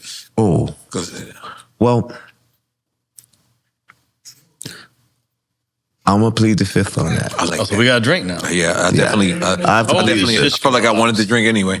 Yeah, we know that, buddy. Okay. Yeah, now, all right, so let me tell you out. Okay. Quick. No cap. Quick, fun fact. Do you know when I was coming up in the studio? When I was coming up in the studio, I was at the studio called Power Play. Power Play in Queens. Yes. That's exactly. Okay. That's where I made my first record, so I don't know where you're going with this. I'm an alumni there. Okay. Damn, you are. I'm an alumni with Nas. Nas was... What? And I were at the same studio. He was rapping and starting his, knew what he wanted to do. And 92? Me, I was in the studio working with kids at work. And I was working with Fred McFarlane and Alan George, who made Somebody Else's Guy, and those guys were teaching me about how to produce. Yeah. Wow. So that was, I can't go against Nas now with Jay-Z. Yeah. Jay-Z, used to come to Virginia, and Jay-Z was the connection to, signing Beanie Siegel and all those guys, but they came down to the studio to work with me. Because I heard in Virginia. Hold on. I've always heard this. Virginia? Yes, yeah. I've overheard this story that they were supposed to be signed to you, and Jay-Z sidebar. You see with sidebar, he said, "Y'all need to be with me." Nah, I'm only joking. I don't know how it really came out, but I would. You saw it. I feel like Teddy just went Doug on us right now. Oh no, that really happened. No, but I wasn't ready for them. Right. My thing was deep. I was more into the R&B. Right. But my guys and my family from Philly, they were like, "Yo, they need to be with you." Wow. And I kind of sort of wish I would have signed at least one of them. I think it would have been Which one you would think? Freeway. Freeway. Wow, I can see that. And the reason why, because Freeway was more like, to me, he was more like Rex in Effect. Like I could have done some crazy records with him, but he was educated too. He was sick. Yeah. When it came to like stories and different things like that. If you related to Rex and Effects, I could see Beans and Freeway like as that. Oh yeah, as that group, because but Beans was more like, Bean kicked science. He was more like, yeah, I love Beans was the broad. I love Beans. Like I really like yeah. So I ain't gonna. So what I'm trying to say is like what you saying is like if I would have seen them together with that, that would have been crazy. Yeah. But that would have been another creation of like. So you telling me you had the Smith whole and state Wesson. property? Did you have the whole state property, or just it was just Beans? It was everyone. Was Petey Crack there? My brothers, the Baez brothers, and Darryl Young Schuler. Guns. Wow. The Young Guns. Whoa. Yeah. So when they brought them down, they all used to come down just to hang with me, and when they told Freeway and them, y'all gonna see Teddy Riley, they was like, they was excited about it. But when Jay was there, it was like, we see the God. Like, this is the Michael Jackson of rap. You know what I'm saying? Like, and Jay was there to see you? Yeah, we was working on You Belong to the City. Oh! Yeah. I'm in there making the beat. So wait, this is happening at that same time? That's crazy. He knows how to beatbox for real. I ain't seen not one paper. What the deal? I was like, oh, you talking about Jay? Jay ain't write nothing. He didn't write nothing. Everything was just from his head. Right, because that's the way he wrote, right. I was like, wow, that's history. So I got to work with the Michael Jackson of rap. God damn it, big up the Jay. Or should I say the Frank Sinatra? Ooh. Yeah. Oh, the Frank Sinatra Jackson. So if you want to put it in perspective. Frank Jackson. Frank Jackson. I'm just trying. No, that's crazy. You call me Frank Jackson? Stay in character. Hold on. Yeah. You know what's crazy? The only time I worked with Jay-Z, I worked on the R. Kelly record. It's me, R. Kelly, Jay-Z, and Cameron. Wow. Should I see this part of the interview? No, man. This is we safe. No, this is real. Dude, I'm just playing. It's real shit. Like, I'm just playing. Okay, so now moving on. We write this book. This is the first time you're kind of like, you know what I mean? Everyone knows Teddy is a very protective person. He doesn't. Is there something in your mind that you say, yeah, okay, I wrote this, and now I have to like kind of like, you know, stand behind it? Yeah, I had to kind of like stand behind it. I had to stand up. I stand behind everything. Okay. That's in this book here because it's literally, I would say 3.5 decades of my life. Mm-hmm. Mm-hmm. You know, and even like my son's mother, she said, you wrote this. This is the first book. I said, how you know I'm doing the second? She said, because you got a lot more you need to talk about. Like, you got a whole lot more. You know, you ain't even talk about what really happened in the business. What happened to you and different things. I said, it's not time for it. Do you talk about the K-pop era? No, I'm talking about. Let's show respect to her for noticing I'm talking about that's the real. deep part. You know, She's some right. things you just gotta hold. You got volumes. Yeah, you gotta hold. But my next thing is creating the New Jack Swing Symphony tour and performance. And describe albums. that. It's a whole symphony for real? I already bought my tickets. Like, everybody in tuxedos. We come in here. We're gonna use the Miami Symphony Orchestra, and I want to share my music that way. Now. That's dope. No, that's and fire. I think it'll be so fly. And then that is fire. I have the G 2.0, the Guy 2.0 album coming this summer. Right. And Guy. Yeah. Coming back out. The new guy. The new guy. Yeah. Literally. Yeah.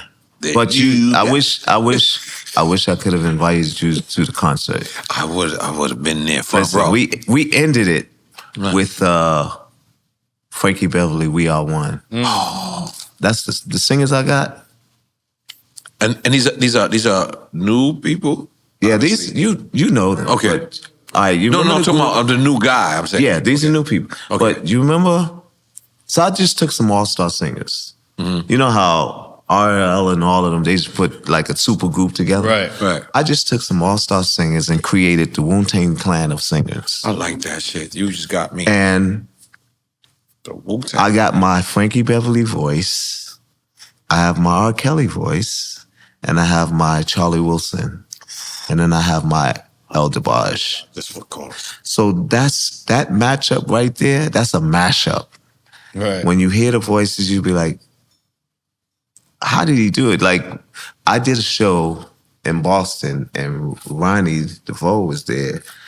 He called my guy. He said, how did Teddy do that? How did he duplicate the voices of Blackstreet Guy? And the guys, he said, he's an architect. What do you expect? So he said, yo, is he gonna take that on tour? And I said, yeah, I'm gonna take it on tour. I want to take it. That's my purpose. I didn't want to do the same thing Babyface did, was go on tour with all-star singers and people not know who they are. So that's why I say Guy 2.0. Not taking anything away from Guy, because Guy is, the original, right? Up here, you know. But I wanted to stay consistent. And the Blackstreet thing, I didn't want to do that. The guys are still doing what they're doing. But Aaron and Damien, you know, they're not on the road. And we have to be consistent. I'm tired of my music just sitting dormant. And people are not being able to enjoy it on stage, you know? So now I'm giving them that, and people are walking away happy. You know, dag, this was a great show. I didn't expect that. We just did the Zulu Ball, 20,000 people. Wow. Headline. And people were amazed, like they didn't know what to expect until we gave them the songs, and it sounds like the music. It's like that. At least he gave us the record. He gave us the album. He gave us the picnic. He gave us the club records. You know, so that's my goal is just to take it on the road. We have a tour coming up. We have over 25 dates. And I just want to enjoy the stage again. That's fire. So let me ask you, with that being said, right? You know, I'm a solo artist and I'm part of a group. I'm part of Kona Noriega. I'm part of Drink Champs. Drink Champs is what we are doing. Are you more comfortable being solo, or are you more comfortable being in a group? I'm never solo. Okay. I'm not solo now. Right. I'm a team player. I always have to come with a team, an army. I'm not gonna. If you see me solo, I'm doing like an EDM album with some talk box and, you know, vocoders and singing records that... Is ecstasy involved? Huh? No. No. Like, I mean, you said I don't need ADM. ecstasy. Music No, is my... EDM, like, I was thinking, music is my ecstasy ecstasy. immediately. My bad. You know what I'm saying? Yes, just to see what happens. Nah, you'd be like, what? Put me on that. No, you're gonna be like, you too. My bad. No, but I want to make music that that people can really enjoy the music, because most people, like, before hearing lyrics, people like the beat. Right. So that's why I want to give them with the vocoder talk box, just kind of taking you there, and it's like, it would be like ecstasy to them. You know, they just enjoying the music and just going hard, and I just want to be able to do what these DJs be doing, making like $100,000 just step in the room with a bunch of lights and shit, and you just playing. Well, my boy Boris, he's a producer right here. Boris rolling the blunts over here. Oh, dope. He dope, asked, dope. he was like, is he DJing? He's like, because that's what they do now. Yeah. They got to go out and But just I used to. Yeah. But my thing is coming with the talk box. Right. There's nobody coming like that since Daft Punk. Right. And now that they retired, I say, yo, let me create something and just see what people feel about it. That's not the same as Roger Troutman was doing. Yeah, that's what I did. It's the same? Okay. Yeah. I was past that torch. Okay. Right. You know, Roger actually came to my studio, and one thing he said to me, he said, man, you better not stop. He invented that, right? No. No? Who did invent that? It was invented between, I feel like it's between him, but I think it's Peter Frampton. Okay. Yeah. Because he played it with the guitar. And Right. now Roger played it with the guitar, but he also played it with the keyboard. Right. It was the idea of using the tube. Yeah. Right. Okay. And that's what I do now. And I got a lot of signature records out there where they know it's me, because a lot of people were playing. They playing the talk box, but you know, it's not the sound that I have. Would you consider that analog? That is very analog. No, analog. Fuck, I just lost my train of thought. My bad. T-Pain. No, that not auto-tune. Auto-tune. Yeah. Analog. Okay. Auto-tune. No, it's, Damn, that's my... No, I'm sorry. T-Pain, I had to bring my brain back to where it's before. But would you auto-tune. you don't think it would? No. I know it's before, but I'm saying, would you consider that? Could that be a description for it? Oh, you talking about the analog auto-tune? the Roger Troutman? No, I wouldn't even say that. Not at That's all. disrespectful. Okay. Yeah, okay. I'm only joking with you. no. I respect No, that. it's straight the tube. It's the talk Okay. box. The auto-tune, you know, I started with the auto-tune before T-Pain and before Rodney Jerkins. You can look at my testimony when it first came out. They brought it to me to test, beta test. And I was like, I don't want that. I was like, but I used it because I felt like I didn't have to use it like how they're using it. I used it just to keep like certain, Well, the original auto-tune was just to auto-tune. Yes. Like not to like exaggerate. just the to voice. beef up Yes. the But Not the to original exaggerate. was just to just bring you to... But it was the same thing. Right, It's just, you just turn it up more and you got, Then it sound like a you're pitching machine. it in different ways. Yeah. Right. And you remember one of the records that you used auto-tune on? Or do you? Out of the Blackstreet records. The second one. Damn it. It was to keep the singers on key. Not me. Cause I didn't, my thing wasn't really singing. I was just like rap singing, Right. you know, so I didn't have to stay on key. I just, No Diggity was not on key. Oh, shit. I was off key. But people, they received it. You Right. know, I brought received the it point well. across, and that made me just say, dag, I could do more records. It's almost like Johnny Guitar Watson. Real Mother For You. That wasn't on key. Right. So I marked myself after them. George Clinton, Definitely not on key. definitely not on key. Wait, time out. But Just you say it knew. wasn't on key? No. All right. Then you had He fucked me up then. Boss Gag. But I mean, it's not a bad thing. No, it's a great thing it's not because- a bad thing to not be on key. Yeah. Boss Gag. You know what that is? No, you got me. See that black boy over there running scared. There's all in the bottle. I thought that was on key. No, that was not on key. It was not on key. Damn, That was bro. in and out. I was in and out. I'm but, fucked up in the head. You know, Like, I think, okay, let's go to T-Pain. Incredible singer. Did y'all know that? Absolutely, yeah. Okay. So. And incredible rapper as well. Yeah. T-Pain can sing off key and people will still receive it. Yep. He's just never tried it. He's never tried it, but I guarantee you, because he knows his notes, I know my notes. How I learned how to sing is because I play keys. So if you know what you're playing on here, I play by ear. Right. If you got an ear for keys, you got an ear for voice. You just got to have a voice. And you got to have a sound. And you can play your voice. Yeah. Is what happens in that mode. Yep. Which gives you a lot of freedom in your voice, like to do things. Trust. Be creative. I felt like when I played vocoders, now it's two different things. Right. Vocoder, you could play chords, and that's how you hear like all of the backgrounds on Black Street and all that. That's vocoder. All of those harmonies, right. That's vocoder. Right. But the talk box is single. But you can also play chords with the talk box. Kind of feels a little distorted because it's in mono, but it's better to play it as a solo. You get the sound out of it. So let me ask you, right?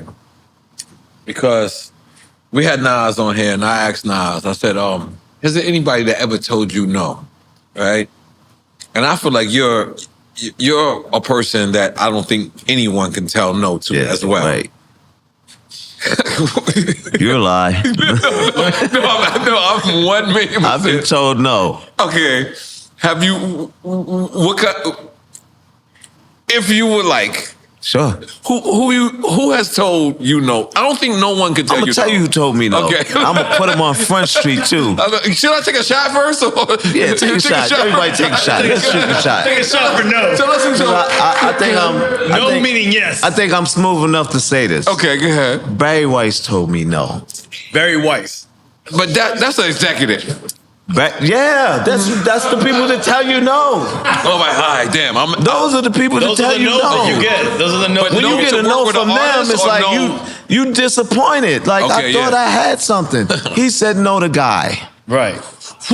Damn. I wasn't ready. I put him on Front Street. I wasn't ready. I'm just saying, a lot of record company executives don't have the ear. Okay. I mean, they just got the business sense.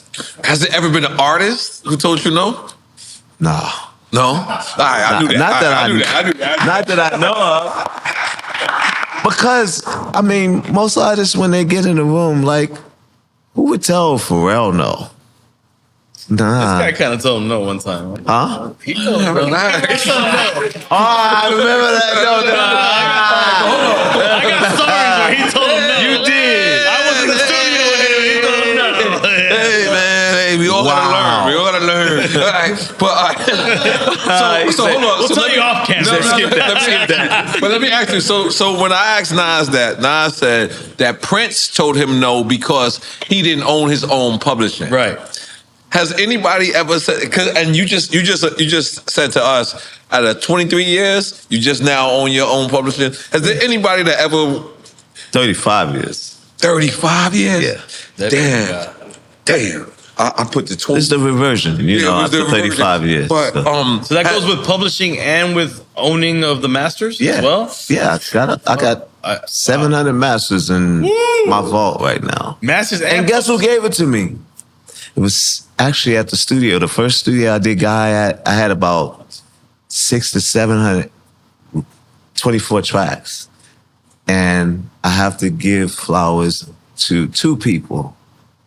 And that's Chubb Rock, who gave me a lot of my... Rock, man. Chubb Rock earlier. Yeah, you did. He gave me a lot of my plaques and stuff back. And Salam Remy. Salam Remy. Big up Salam Remy. That's a Salam Remy. He gave me my doggone masters, all 700 and something. I seen this stuff, man. I couldn't even get it in the. I thought I could get a small storage. He said, "Nah, you're gonna need because you need some shit. Your tapes was most of the studio." Wow. Okay, hold on.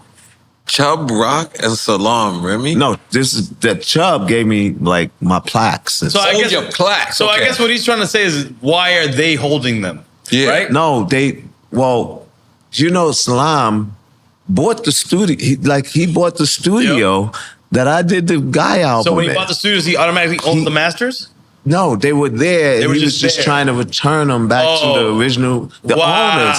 Dope. And That's dope. That is so fucking. It was all the records that I bad. done. You know, Salam said to me, he said, first of all, I got something special to tell you, but I also got this to tell you. You remember the little boy that was actually in the studio while you was making Groove Me and I Like and all of those records, and it was a little kid, and you remember my father used to bring me to the studio. What? I said, you was that little kid. Nah, that is a fuck. This is crazy. Salam was the little kid that was in the studio while I was making I Like and all those records at 17, 18, 19 years old. And now look, he became a super producer. Let's drink to that. Shout out to the heck. We've been trying to give you your flowers, Salam Remy. Oh shit, is it? He should be on here. No, that's the whole deal. That's family. He should be on here. You're right. He got so much, man. So much history, man. Nah, he's he's a great dude, man. I just feel so honored to be a part of it, you know, because he go back. Yeah. He go back. Damn, Salam Remy, that is so dope. You want to read this question just in case they Who sent this question? I don't know. It seems like Sonny. Some random ass question. I don't like that you want me to read it. Because I just don't want to. I just feel like they attack me a lot more than me. In their words. than you. I'm not even gonna correct anything that they spell. All right.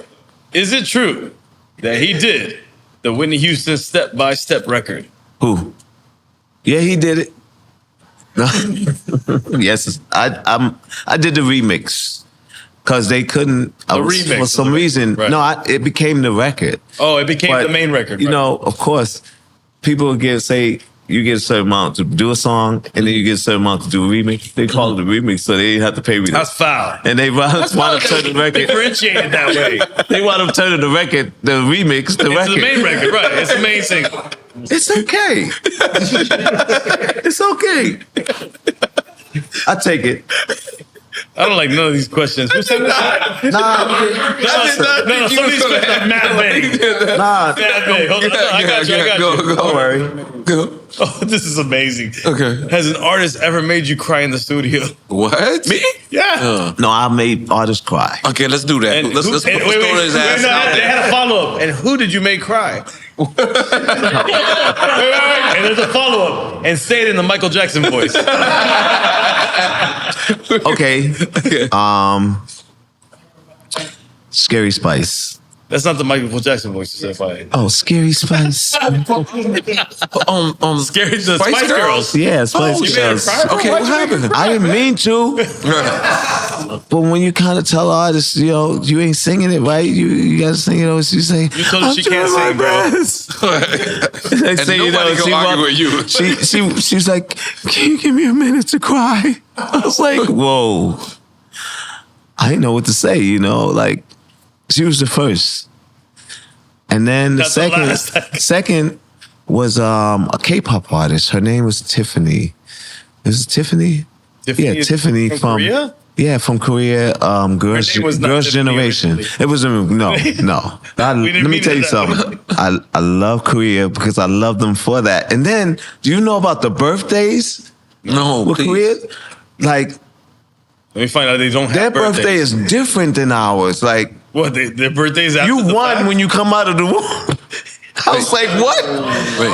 Oh, you won when you come out of the womb. That makes sense to me. I just told my son that. I said, yo, you really True. underage. Yeah, right. Because when you came out, you was one. Right. And then I got to fight my whole family. No. Korea. And then Korean, another bro. thing. That's what I'm talking about. So when they go to school, yeah. They go to school. They go to school from 8 to 8. Oh, no. Yeah. And they learn algebra. No, they learn everything. Yeah. And then rocket science. Some of them, that's why they got so many K-pop artists, because most of them don't want to be in school all those hours. So they chose music. That's their career. That's career path, right. Their Like the other subject. curriculum is music, and that's how they became K-pop artists. Because you don't want to go to school all day, because some of them go to school all day, and then it's mandatory at 19 they got to go to the army. Mandatory. Well, We don't fucked up. No, they don't take no for an answer. You don't go, you go into jail. America's not doing Man, we ain't doing that shit. Yeah. So, what's the other random question? Too busy TikToking over here. Little Kim or Foxy Brown?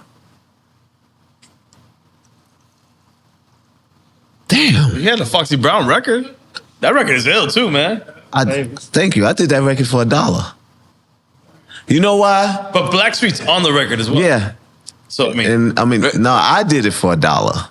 Right. Because my fee would have been, Right. But I did it for $1. You took it for the team. And the reason why I did it for $1. Is that slang? Huh? What? Like did it for $1? Is that slang? Like you mean like you really did it for $1? No, really $1. $1? Wait, call you got. I can't call nobody. You got Leon on speed dial, right? I got Leon. You got Leon on speed dial. You did it for $1. I did not do. I'm trying to figure this out. So call Leon and ask him. No, I believe you. They didn't believe it themselves. They were like, when they came down. They thought they could smooch me with all the Louis Vuittons. You remember they used to Russell and I took a lot of them. His ex-wife. Kamara Lee. Oh, you talking about Russell? So, they were the Louis Vuitton people. Okay, they gift you with Louis Vuitton, right? Yeah. And my whole mindset wasn't about that. I thought about the Tribe Called Quest. The beef? The beef. Leo was in my studio. We had a beef. Forgot that one. Well, it was like, so I was trying to like, let's win them over, give them the record for $1 and get a favor. Because it's Def Jam. It was Def Jam. Right. So they came down and Russell was trying to, yeah, man, it was joking. Everybody joking, that we hope we get him for like, I hope he don't charge us arm and a leg. And they was so worried. They never came to Virginia. Right. When they came to Virginia and Russell, they sidebar with me and was like, yo, so what you gonna hit us in the head for? That's what you talking about. He said, I know your price, man. I said, what are you talking about? He said, how much for the record, T? I said, you won't believe what I'm going to charge you. He said, is he joking or what? He asking Leo. Right. So Leo's like, come on, man, just tell us what you want for the record. I was like, okay. Russell, go in your pocket. You carry cash? He said, I don't carry a lot of cash. I said, pull out what you have in your pocket. He pulled out some money and he happened to have $1.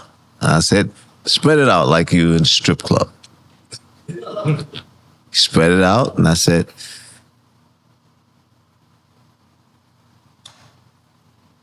okay. He's like, they looked at each other like, this nigga's joking. He said, you joking right now? I was like, nah, it's not a joke. Just consider that a favor. I want my favor. So those two, I'm saying it right here on Drink Champ. And I'm going to say on every interview, y'all still owe me my favor. Oh, Jesus, you ain't cash in? I ain't cashing yet. He's holding on to that favor, man. I know you all the way over in Bali. Yeah, I still want my favor. Yo, and Leon, he called me. I was supposed to do his party. I think he put everybody. He had everybody on his jet. I was on the jet. Yes, You was on it too? Yeah, I was on there. I was called, and he called me to be on the jet. Oh shit. And I said, yo, I can't. I have a concert. I'm not able to make it. He said, I just wanted to know that I call you. I was like, why is Leo something drunk right now? It's Leo accent. That's the only accent. That's how he got that slur. Sounds and I said, but catch me on the next one. I'll definitely come, because it's amazing to just even hear from you. But I'm one to say on that call, you still owe my favor. But I'm going to catch you. They owe you the favor, man. Leon's my guy. I have to owe you the favor, 100%. Yeah.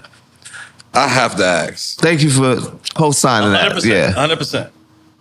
Wait, what? They co-signed. He co-signed. Make sure he's owed the favor. Oh, 1,000,000%. And he needs to get that favor. All right. 1,000,000%. Hold on. What you got? Yeah, you can let him up. You can let him up. Okay, thank you. My bad. My son, like, he bullies me. We've been bullied all this episode. This whole episode, we've been realizing that how many sons you have?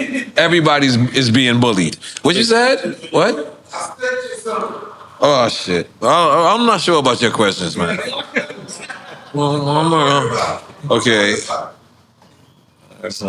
Well, his beef with Babyface, his staff did not want to talk about his beef with Babyface. Listen, now you done outed yourself. You done outed. Beef with Babyface. Like, I'm gonna be honest. How the fuck do you and Babyface get beef? Why y'all putting us in the beef? See, this how this shit happened with Biggie and Tupac and Blackstreet, Guy and New Edition. Everybody putting us in beefs. We ain't in no beef. Okay. I just don't think that he would give me a shot for us to create verses on a stage like Monica and Brandy. Oh. And I'm telling them, put back on your boxing robe and how you came out on Versus, and let's do this, man. Let's get back in the ring. Let's take it to Africa. What's that?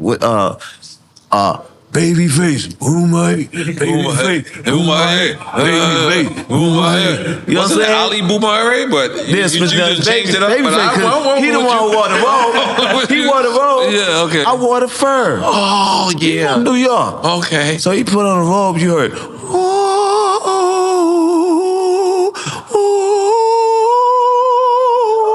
he can't, you ain't see that versus? God damn it. I was like, for real? Oh. Okay. I called Mike Tyson, Magic Johnson. We had the furs.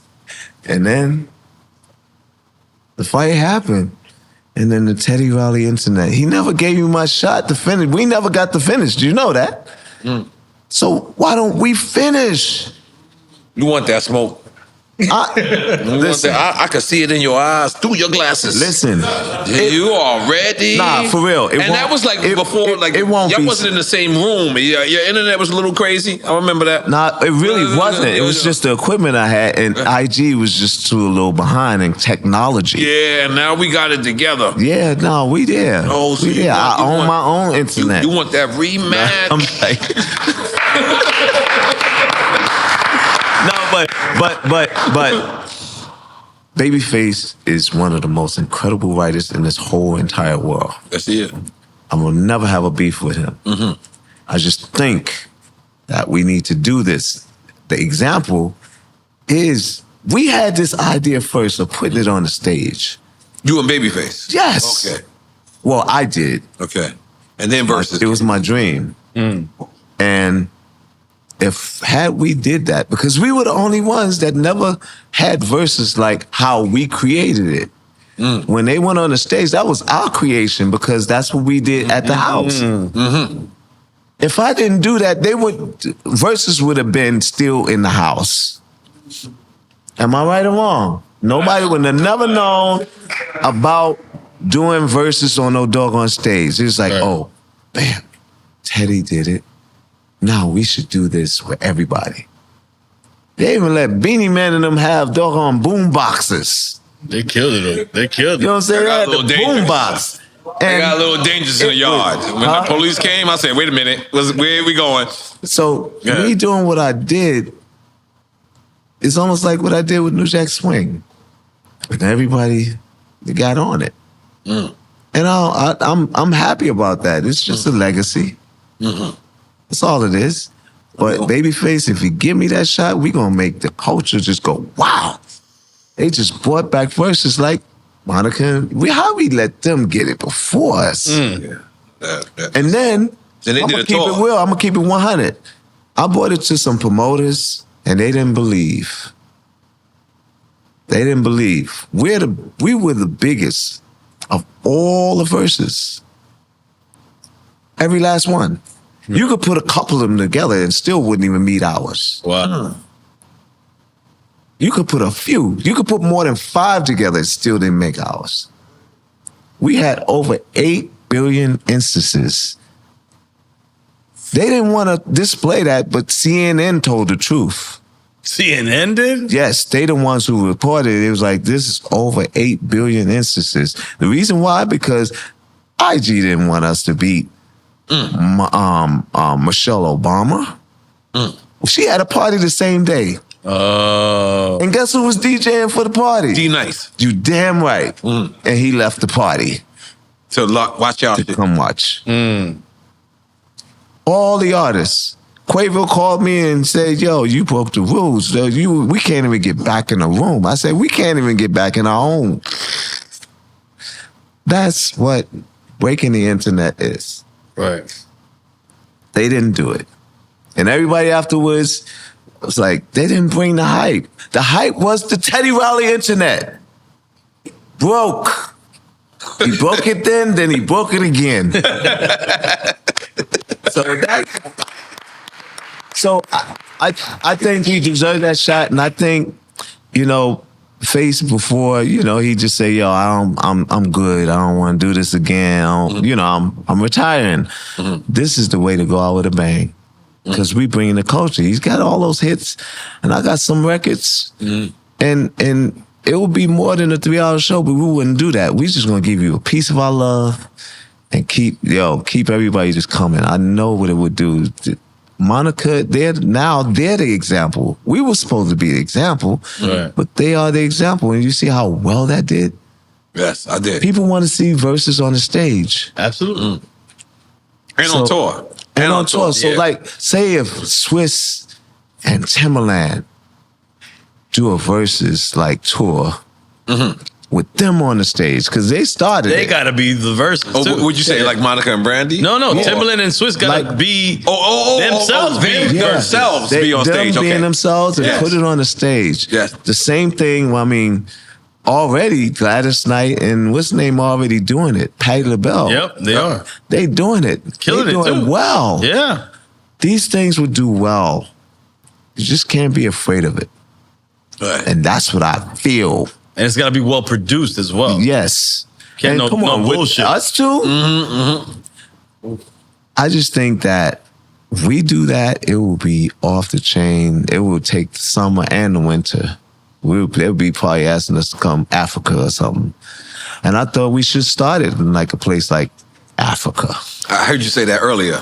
It's make it look like, yo, this the rumble in the jungle. It's we can go ahead, and it won't be you go first, you go second. We just go back and forth how Trey Songz and Chris Brown it's did. A collaborative event. We celebrating. There ain't no competition because I ain't competing against them. Right. I'm not doing that. I will never compete with my brother. That was just strictly for the culture.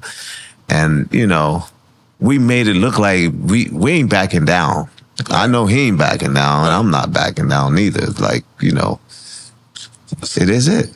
So let me ask you, right? Why in our culture, right? It's just we people like us want to celebrate our legends, but in hip hop and people say, all right, man, you're over the hill now. I think you said it earlier. Pharrell's man, keep working. Let's keep working. But why in our culture, there's no such thing as washed up in jazz music. There's no such thing in pop music, in rock and roll music. These guys are 900 years old and they still on stage. 110. Why is it in our culture that it is frowned upon? Because we are so critical in scrutinizing each other that we never give each other the love that we deserve. So that's why sometimes you gotta just keep doing what you're doing so people can still receive you. And, don't let anybody turn you away or steer you away from being or striving to be great. Because one day they will see that. You gotta show them your greatness in order for you to be accepted. Right. You just got to show it. Don't talk about it. A lot of people talk about, I'm going to bring R&B back, or I'm going to bring this back and never conquer. So you got to now just do it and not talk about it. Just do it and be strong about it. Just be determined. I'm determined to, be consistent. Because when you're consistent, that's the key. And you're not having to wait. Like, I've got darts thrown at me when I said, yo, this is Guy 2.0. But when people started hearing it, they started getting those darts back. Right. You know what I'm saying? And that's what you got to do. Like, I really feel like you got another record in you. I do. You know what I'm saying? No, seriously. I do. I promise you. Yeah. If Pharrell, you and Pharrell, like, how the clips? Come on, look at the clips. Yeah, I got the Dr. Dre beat. I got 3 of them. Okay. Recently. Yeah. A couple weeks ago. So we got you. Give me a call. Yeah. Just please. Yeah, I'm going. Give me a call. I'm going to make sure. Listen, y'all in the same city right now. Yeah. Serious, like shit. I'm coming to get a Teddy Riley fucking beat too. Got that. And you know what? For me, is when you do the records out of love. Like when we first started, we did this shit because we loved it. Exactly. It was the industry who made us hate it. But it's not the industry. The scrutiny. Yes. And not only that, it's just like when you spoke about the Korea thing and all that, like certain things, like certain people took advantage of it. Like me, for sure, I got taken advantage of. And for me to come back and me to do it on my own terms will be like that's would be what I love. You know what I'm saying? That's the thing you're supposed to do is it's supposed to be on your own terms because it feels better. Yes. Instead of being forced. Yes. You never force it. And you're not a force. I mean, it'd be so easy for you. I'd shoot. Yeah. I'm gonna play you some shit. I got some shit. I'm already ready. All right. Okay. Yeah. No, but then I'm gonna play you. Yes, I'm gonna play something for you. I would love because you know what? Me and my partner, we said, me and EFN, we really started this show to give people like you your flowers, to give people like you your credit, because it's truly that. Like if it's not you, like us here. Related, like us being connected, like you truly are one of the icons. You are an icon. You are a legend. You are a person that if it wasn't for you, the music wouldn't be what it is today. And I'm not afraid to tell you that to your face. That is like you push the needle. You are the move. What do they call it? The move shaker. Yeah. You are that person. You are that person. And I feel like our culture has to celebrate that. We have to praise that. We have to let you know, to your face. And if our culture ain't gonna do it, we will do it. Man, it's amazing. But you want to say something? I mean, I just want to give a small little anecdote, because this is why I love doing this show. Because as the young fan in me comes back and meets the icons and the heroes, right? So this is an actual cassette that I bought, right? Look at that. That's crazy. And I used to love, because I was an aspiring DJ, couldn't afford turntables originally, right? So I loved all the singles because they had the instrumentals. Yeah. Yep. But I hated that they always came in the paper. So I used to cut them up and put them in the plastic joints. Right. So they would be protected. So what year? And now I'm bringing you this. No, I mean, this is Rum Shaker. He knows the year that it's from. 92? This record is, listen. That's 90. To me, there's 2 records in hip hop that define summers. Whether this came out in the summer, I couldn't tell you. But I'm telling you, defines for me summers. It's Dwick and Rum Shaker. Because you jerked off to those videos. Keep it real. No, bro, relax, buddy. Come on. Not at all. I'll tell you that shit went. I'll tell you a fact. It's so crazy because for so long we wasn't considered hip hop. I know that. But I'm in Miami. I'm a Miami guy, so for me, that was it. So wait, hold on. So y'all looked at them like 2 Live Crew? No. You understand? Okay. I'm a Miami hip hop head, so I'm not looking at that divisive stuff that's going on somewhere else. Okay. To us, this is the jam, dog. This is it. A lot of people Like I said, it's would Dwick say that, and this. but if people would have asked, like, yo, so is it hip hop? Nah, that's Rex and Effect, or that's New Jack Swing. And why do music, like I said, scrutiny? Mm-hmm. Why music have to be put into a category or into a box? Right. When it was everything to everybody. This was the first record, the first booty song to play on MTV. Mm-hmm. The very first. Besides Two Life Crew? But they wasn't on MTV. Yet? Nope. Or never? It took our record. I mean, after, obviously. That record was decided by a judge. The first commercial about Rump Shaker was a judge. And they played the record, and, you know, it was like a demonstration. And this record makes MTV. That's crazy. Go back. I didn't know that. Yeah. Yeah. Yep. And we did a lot to make that record make TV because we had some stuff going on. Do you think we had some stars in there. Like you would know, like the girl that's playing The saxophone? Right. Y'all know who that is? Nah, who's that? That's Bobby Brown's wife. Wow. Today. It's my Wasn't his longtime wife then, friend. though. Wasn't his wife then. Right. That's his wife now. Do y'all think y'all introduce twerking? No. That's all day. That's Luke. I even said a lot of my records. I'm the East Coast Luke. God damn it. Okay, I can But see that. but listen, you said that this is hip hop nonetheless. Yeah. But no, it wasn't. I mean, well, when the 50th to us in birthday Miami anniversary, we wasn't called.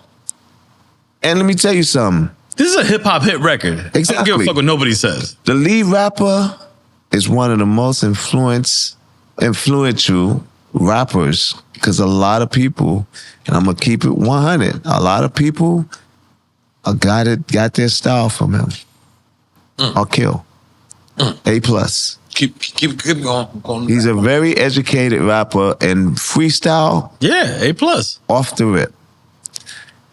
But, you know, when people don't give you that respect, you know, it's just like, yo, I got another job over here. I could just do that. And we just kind of left it alone. But when we performed that song, I mean, I think it's going to go down in history. Like I said, I mean, I don't know if everybody agrees with me, but I feel like I think it will as well. And it's Rump Shaker. Those are the summer records for that time period, which is the golden era in my, you know, from my generation of hip hop. Yep. It's Dwick and Rump Shaker. Like, there's no other record that's going to bring everybody out on the dance floor like that. I feel the same way. You know, that's a classic. You know, there's not a lot of rap classics, you know, that you could say I could play 20 years later. This record, 92, and still playing today in the clubs. And the sample, the original sample, Public Enemy used, right? First or no? The original sample is by I got sued $1 million for that record. $1 million? $1 million I had to pay. Me. So what's the original sample? They called us later when the record did $500,000. Because the record we was in court with that them, sample's crazy. And part of my publishing check went to pay for that sample. They let us. It's an Indian band. An Indian band before Public Enemy. Before Public Enemy. Them? Yeah. And then Jay used it afterwards. Yeah. Right. Yeah. Wow. Crazy, man. So we know you didn't smoke the blunt. Relax. Not yet. It was that. It was for later or before. Can I ask, because this is for my inner junkie. Whoa. Oh, the inner junkie in you. What kind of drugs was in the Bobby Brown sessions? Well, see, or was there not? You want to know if they was cooking the fried artists chicken? that I work with that did substance did not bring it around me. I'm gonna tell you, like Snoop Dogg, and that's my brother. But Snoop would even ask me, "Yo, can we hit one?" And one day, he smoked in the session, right? And Aaron Hall was with us. Everybody was in the session. And Snoop came and he said, I bet you can't hit this. You'll never hit that. And Snoop had some strong stuff, right? And I said, I bet you I would. Because they used to smoke every day. Him, Corrupt, everybody. Quick, everybody. Yeah. So I took a hit and it changed my life. Now I'm gonna tell you why, because I have hypothyroidism. And I used to have tremors. My hands used to shake a lot. You know, I had Graves' disease, cancer. Wow. And I could never sleep. Like if I'm in a studio session, I can go for 48 hours, literally. All right. But for me, what helped me, and now we're working on a strand as a tea. Because As a tea, you said? As a tea. Okay, good. See. Because indica is the best thing for me, and I only have to take one, and I'm good. Wow. Indica's the up or the down? No, the down. It's the downer. Okay. Downer, because I'm already up. Okay, all right. It's for him to sleep. I'm already up. Like I'm like, how you say, jumping bunny. You know, I'm out of here. I can go. No, Duracell. I'm like Duracell. Like, and it was nothing that, because I don't really like taking medicine at all. Yeah, me. There was nothing that could help me. And my ex-manager I used to play with, I used to yell, "You a pusher, man." You know, like you're a drug dealer. Because he would, you know, he introduced, when they had the vapes, but I realized that was dangerous. Right. Then he said, you know, then you would have to do the real deal, or let's figure out how we can turn it into a tea. So I have a company now really putting together a strand, and so it can make it into a tea. That's dope. That's fire. So that I'm able to, you know, sleep, but it also helps me with my thyroid. So, yeah. Okay. So the drugs in the studio, I could tell you a couple of people who asked me, you know, I'm in. ODB, when he came to do the remix for Fix. Okay. And this is how you got that part on Fix when he went, "Ooh-ha, her name is Vagina." The dude had to have a 40 and he had to have his weed. Nobody never did weed in my studio. The first person to do weed in my studio was Busta.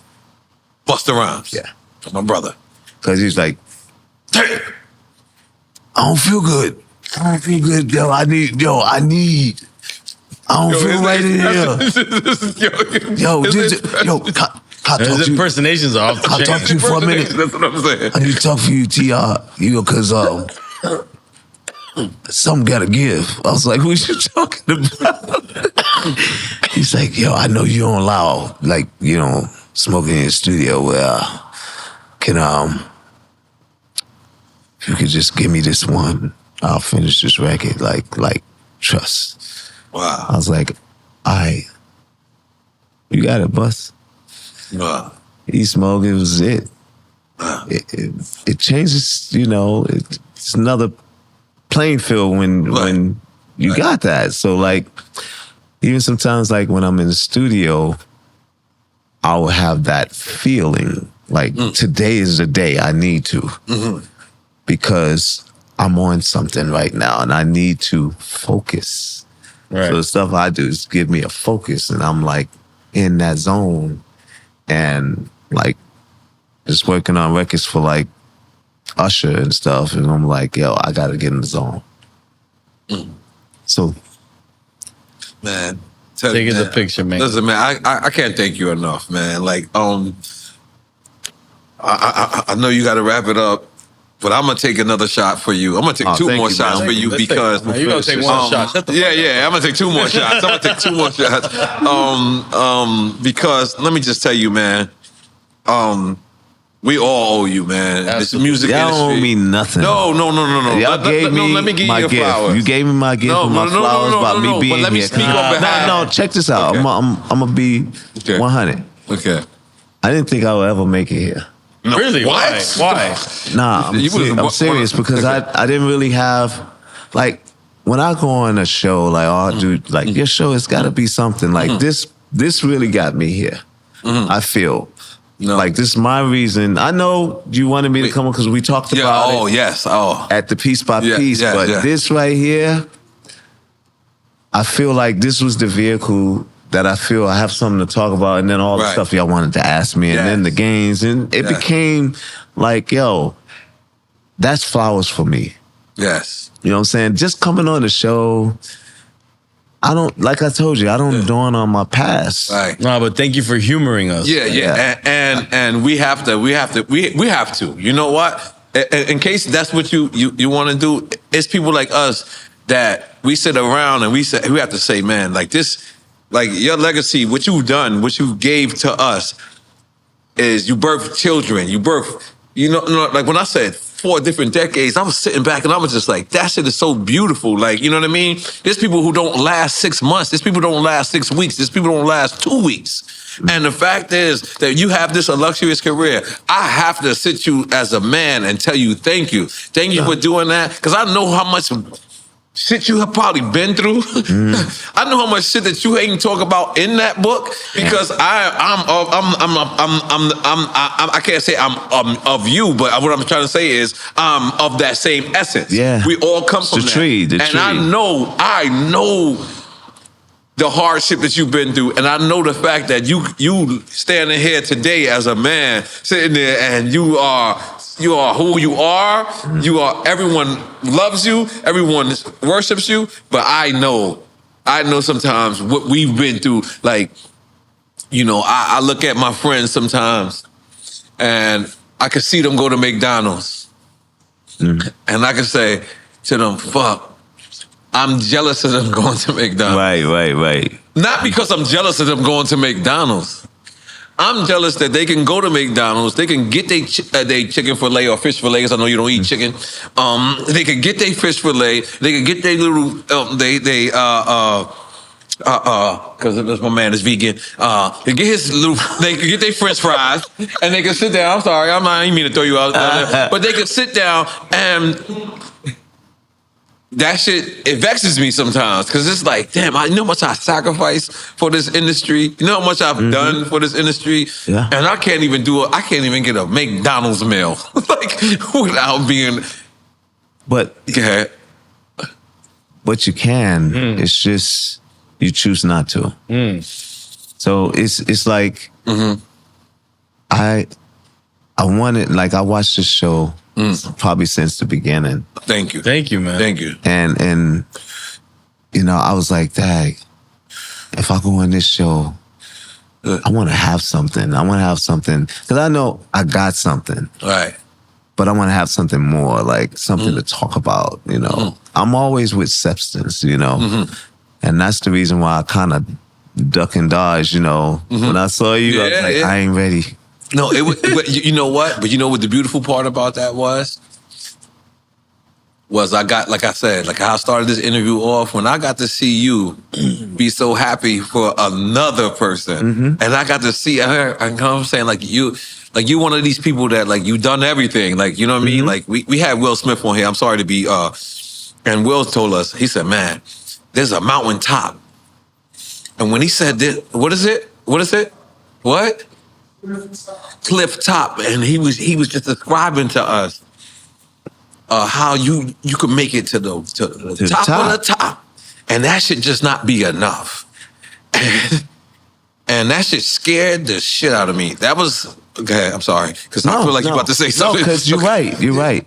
I always say, it's easy to get to the top, but it's hard to maintain and stay there.